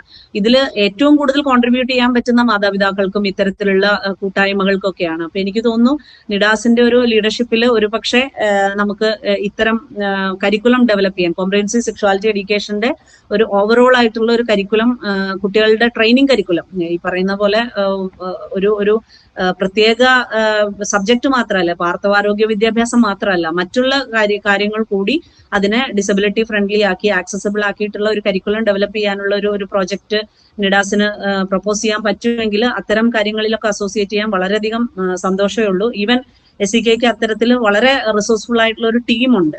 അപ്പം അത്തരം കാര്യങ്ങളൊക്കെ വേറെയും ഒരുപാട് പുറത്തും ഒരുപാട് ഡോക്ടേഴ്സും ഇപ്പം നമ്മുടെ തന്നെ പല പ്രോഗ്രാംസിലും നമ്മൾ ഇൻവൈറ്റ് ചെയ്യുന്ന പല ഡോക്ടേഴ്സ് ഉണ്ട് പുറമെ ഒക്കെയുള്ള UK-യിലും. അതുപോലെ അവിടെയൊക്കെയുള്ള നല്ല സക്സസ്ഫുൾ ആയിട്ടുള്ള മോഡൽസ് ഒക്കെ നമുക്ക് അഡോപ്റ്റ് ചെയ്യാൻ പറ്റുന്ന കാര്യങ്ങളാണ്. അപ്പൊ അത്തരം കാര്യങ്ങൾ കൂടി ഉൾപ്പെടുത്താൻ സാധിച്ചാൽ വലിയൊരു വിജയമായിരിക്കും ഇത്തരം ഒരു ഇനിഷ്യേറ്റീവ്സ് ഒക്കെ. മാം, ശരിക്കും പറയുകയാണെങ്കിൽ ഇവിടെ പൊതുവിദ്യാലയങ്ങളിൽ ഉൾച്ചേർന്ന വിദ്യാഭ്യാസം കൊടുക്കണം എന്നാണ് പറയുന്നത്. ഇത്തരം കുട്ടികൾക്ക് സാധാ കുട്ടികളുടെ ഇടയിൽ പൊതുവിദ്യാലയത്തിൽ കൊടുക്കണം. പക്ഷേ ആ സ്കൂളുകളിൽ തന്നെ സ്പെഷ്യൽ എഡ്യൂക്കേറ്റർമാർ വളരെ കുറവാണ്. അവിടെയുള്ള ടീച്ചേഴ്സിന്റെ അടുത്ത് നമ്മൾ കൊണ്ടുവച്ചാൽ അവർ പറയുന്നത് ഇവർക്ക് കൊടുക്കേണ്ട ഒരു ഇത് ഞങ്ങൾക്ക് കിട്ടിയിട്ടില്ല. ഇവർ സ്പെഷ്യൽ എഡ്യൂക്കേറ്റർ അവർ ആഴ്ചയിൽ 1 ദിവസമോ 2 ദിവസമോ വന്നെങ്കിലായി പല സ്കൂളുകളിലും. എന്റെ കൊച്ചിനെ ഞാൻ പലതവണ 2ാം ക്ലാസ് 3ാം ക്ലാസ് വരെ സ്കൂളിൽ അയച്ചിട്ട് അത്തരം ഒരു ടീച്ചേഴ്സ് ഇല്ലാത്തതിന്റെ പുറമാണ് ഞാൻ സ്പെഷ്യൽ സ്കൂളിലേക്ക് മാറ്റിയത്. അവിടെയാണ് ഇപ്പൊ അവർക്ക് പറഞ്ഞു വിടുന്നത്. അപ്പൊ ഇത്തരം കുട്ടികളുടെ ഇടയിൽ വിട്ടെങ്കിൽ തന്നെ ഈ കുട്ടികൾക്ക് ഒരുപാട് മാറ്റം ഉണ്ടാവും. ഞാൻ അന്ന് അനുഭവിച്ചത്. പക്ഷെ ഒരുപാട് ഉപദ്രവവും കാര്യങ്ങളൊക്കെ സ്കൂളിൽ നിന്ന് മറ്റു കുട്ടികളുടെ ഇടയിൽ നിന്ന് ഏൽക്കുമ്പം ഇവരെ ശ്രദ്ധിക്കാനുള്ള ടീച്ചേഴ്സ് അവിടെ ഇല്ലാത്തതിന്റെ കാരണം കൊണ്ടാണ് നമ്മളൊക്കെ ഈ മക്കളെ മറ്റൊരു സ്കൂളുകളിലേക്ക് മാറ്റേണ്ടി വരുന്നത്. അപ്പൊ അത്തരം ടീച്ചേഴ്സ് ഡെയിലി ഒരു ടീച്ചേഴ്സ് ഇത്തരം കുട്ടികൾക്ക് വരാനുള്ള ഒരു സംവിധാനം സ്കൂളുകൾ സാധാ ഗവൺമെന്റ് സ്കൂളുകളിൽ ഒരുക്കുകയാണെങ്കിൽ ഒരുപാട് മാറ്റം ഇത്തരം മക്കൾക്ക് ഉണ്ടാവും എന്ന് എനിക്ക് തോന്നുന്നു. എന്റെ ഒരു അഭിപ്രായം പറയാം ഞാൻ. കാരണം അത്തരം ടീച്ചേഴ്സ് ഇല്ല. സ്പെഷ്യൽ എഡ്യൂക്കേറ്റർമാരായിട്ടുള്ള ടീച്ചർമാർ വേണമെന്ന് അവർ പറഞ്ഞു. BRCകളിൽ നിന്നൊക്കെ ആഴ്ചയിൽ 2 ദിവസമൊക്കെ ടീച്ചേഴ്സ് പൊതു സ്കൂളുകളിൽ എത്തുന്നുള്ളൂ. അപ്പം അതുപോലെ ഇവർക്ക് ഭക്ഷണം കഴിച്ചോ ചിലപ്പോൾ അവർ മൂത്രമൊഴിച്ച് പോവുകയോ അപ്പിട്ട് പോവുകയോ ചെയ്യുകയാണെങ്കിൽ അതൊന്നും ചെയ്യാൻ സാധാ സ്കൂളുകളിലെ ടീച്ചർമാർക്ക് അതൊരു പ്രയാസം ഉണ്ടാക്കുന്നുണ്ട് തോന്നുന്നുണ്ട്. അപ്പൊ അത്തരം ഒരു ഫെസിലിറ്റി ഇല്ലാത്തതിന്റെ പുറത്താണ് ഇത്തരം മക്കൾ ഈ ഉൾച്ചേർന്ന വിദ്യാഭ്യാസത്തിൽ നിന്ന് പുറകോട്ടായി പോകുന്നത്. തീർച്ചയായിട്ടും അഭിപ്രായങ്ങളെല്ലാം നിഡാസ് ടീം നോട്ട് ചെയ്യുന്നുണ്ട്. ഇത് കൺസേൺഡ് ഡിപ്പാർട്ട്മെന്റ് സോഷ്യൽ ജസ്റ്റിസിനെ അറിയിക്കുന്നതാണ് കേട്ടോ. Thank you so much. Okay, ഇനി എഡ്യൂക്കേഷൻ എന്താണ് ചോദിച്ചോളൂ.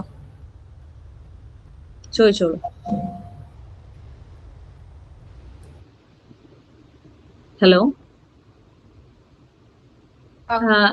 ഞാൻ ഓഡിബിൾ ആണോ? എഡ്യൂക്കേഷൻ ഞങ്ങൾ നിഡാസ് പ്ലാറ്റ്ഫോമിലൂടെ ഒരു കോംപ്രിഹെൻസീവ് സെക്സ് എഡ്യൂക്കേഷൻ നിഡാസ് പ്ലാറ്റ്ഫോമിലൂടെ ഞങ്ങൾ ഒരു സെഷൻ പ്ലാൻ ചെയ്യുന്നുണ്ട്. അത് വരും ഇനി ദിവസങ്ങളിൽ നമുക്കത് എക്സിക്യൂട്ട് ചെയ്യുന്നതാണ്. അപ്പൊ ബാക്കിയുള്ള കാര്യങ്ങൾ നിഡാസ് ടീം സംഗീത മാഡം പറഞ്ഞതുപോലെ നമ്മൾ SJDയുമായിട്ട് സംസാരിച്ച് നമുക്ക് അത് ഫോളോ അപ്പ് ചെയ്യുന്നതാണ്. Thank you madam. ഓക്കെ, ഇനി വേറെ ക്വസ്റ്റ്യൻസ് ഉണ്ടോ? മാം, നമ്മൾ എല്ലാ ചോദ്യങ്ങളും അഡ്രസ് ചെയ്തിട്ടുണ്ട്. മാം, ഒരു കാര്യം കൂടി ഒന്ന് ആഡ് ചെയ്തോട്ടെ. ഇപ്പം അഡ്രസ് ചെയ്തിട്ടുണ്ട്. ഒരു കാര്യം ഒന്ന് എല്ലാ പാർട്ടിസിപ്പൻസിനെ അറിയിക്കുകയാണ്. മെൻസ്ട്രുറൽ കപ്പ് ഉപയോഗിക്കുന്നതിനെ കുറിച്ച് ഒരു വീഡിയോ നിഡാസ് ടീം തയ്യാറാക്കുന്നുണ്ട്. അത് കുറച്ച് ദിവസത്തിനകം നിഡാസിന്റെ വെബ്സൈറ്റിൽ അപ്ലോഡ് ചെയ്യുന്നതാണ്. അപ്പം പാർട്ടിസിപ്പൻസിന് നിഡാസിന്റെ വെബ്സൈറ്റിൽ കയറി ചെക്ക് ചെയ്യാവുന്നതാണ്. വെബ്സൈറ്റ് അഡ്രസ് സ്ക്രീനിൽ ഇപ്പൊ കാണുന്നുണ്ട്, nidas.nish.ac.in എന്നുള്ള. കുറച്ച് ദിവസത്തിനകം ഇത് അപ്ലോഡ് ചെയ്യും. ഒരു 10 ദിവസത്തിന് ശേഷം നിഡാസിന്റെ വെബ്സൈറ്റ് ചെക്ക് ചെയ്താൽ ഈ മെൻസ്ട്രുറൽ കപ്പ് ഉപയോഗിക്കുന്നതിനെ കുറിച്ചുള്ള വീഡിയോ കാണാവുന്നതാണ്. പേരൻസ് ഒന്ന് നോട്ട് ചെയ്യാം.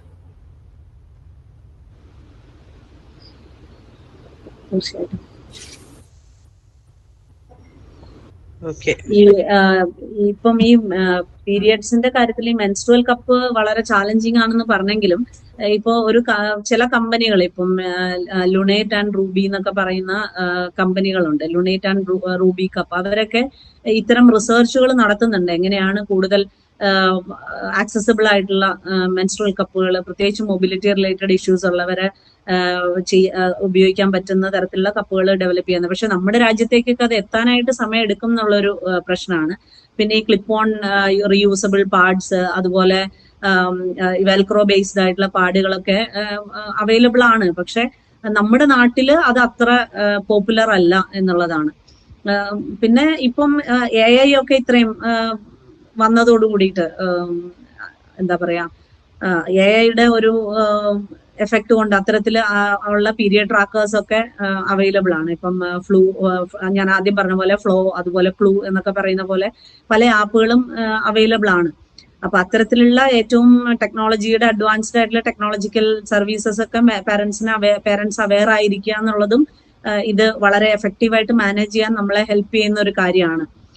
ഏറ്റവും ലേറ്റസ്റ്റ് ആയിട്ടുള്ള പ്രോഡക്ട്സ്, ഏറ്റവും ലേറ്റസ്റ്റ് ആയിട്ടുള്ള ടെക്നോളജി, ഇതിനെ കുറിച്ചിട്ടൊക്കെ ഹെൽപ്ഫുൾ ആവുമ്പോൾ നമുക്ക് നമ്മുടെ കുട്ടികളുടെ അല്ലെങ്കിൽ നമ്മുടെ ഡിസബിലിറ്റി ഉള്ള വ്യക്തികളുടെ പ്രശ്നങ്ങളെ കുറെയൊക്കെ ലഘൂകരിക്കാൻ, നമുക്ക് സപ്പോർട്ട് ചെയ്യാനും കുറെയൊക്കെ പ്രശ്നങ്ങൾ ലഘൂകരിക്കാനും നമുക്ക് സാധിക്കും എന്നുള്ളതാണ്. ശരി മാഡം. മാം, നമ്മൾ എല്ലാ ചോദ്യങ്ങളും അഡ്രസ് ചെയ്തിട്ടുണ്ട്. നമ്മുടെ ചാറ്റ് ബോക്സിൽ വന്ന ചോദ്യങ്ങളെല്ലാം ആൻസർ ചെയ്തു. ബാക്കി വേറെ ചോദ്യങ്ങളൊന്നും ഇല്ല എന്ന് വിചാരിക്കുന്നു. നിഡാസിന്റെ അനുവദിച്ചിരിക്കുന്ന സമയം കഴിയുകയാണ്. വേറെ ചോദ്യങ്ങളില്ല എന്ന് വിചാരിക്കുന്നു. ഇനി ചോദ്യങ്ങളോ സംശയങ്ങളോ ഉണ്ടെങ്കിൽ നിഡാസ് ടീമിനെ കോൺടാക്ട് ചെയ്യാവുന്നതാണ്. കോൺടാക്ട് ചെയ്യേണ്ട നമ്പർ സ്ക്രീനിൽ കാണുന്നുണ്ട്. നിഡാസ് ടീമിന്റെ നമ്പറും ഇന്ന് സെഷൻ കൈകാര്യം ചെയ്ത ഡോക്ടർ ഹേനയുടെ കോൺടാക്ട് നമ്പറും സ്ക്രീനിലുണ്ട്. ഇന്നത്തെ നിഡാസ് ഇവിടെ അവസാനിക്കുകയാണ്. ഇന്നത്തെ നിഡാസിൽ പങ്കെടുത്ത എല്ലാ പാർട്ടിസിപ്പൻസിനും നന്ദി അറിയിക്കുന്നു. രക്ഷിതാക്കൾ അറിയിച്ച അഭിപ്രായങ്ങളെല്ലാം നിഡാസ് ടീം നോട്ട് ചെയ്ത് സോഷ്യൽ ജസ്റ്റിസ് ഡിപ്പാർട്ട്മെന്റിനെ അറിയിക്കുന്നതാണ്. ഇന്നത്തെ ഈ ക്ലാസ് കൈകാര്യം ചെയ്ത ഡോക്ടർ ഹേനയ്ക്കും നിഡാസ് ടീം നന്ദി അറിയിക്കുന്നു.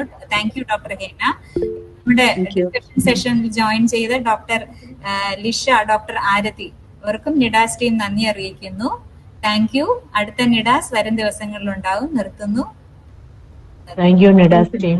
Thank you very much. Thank you to Nisha Nidas team. Thank you. By.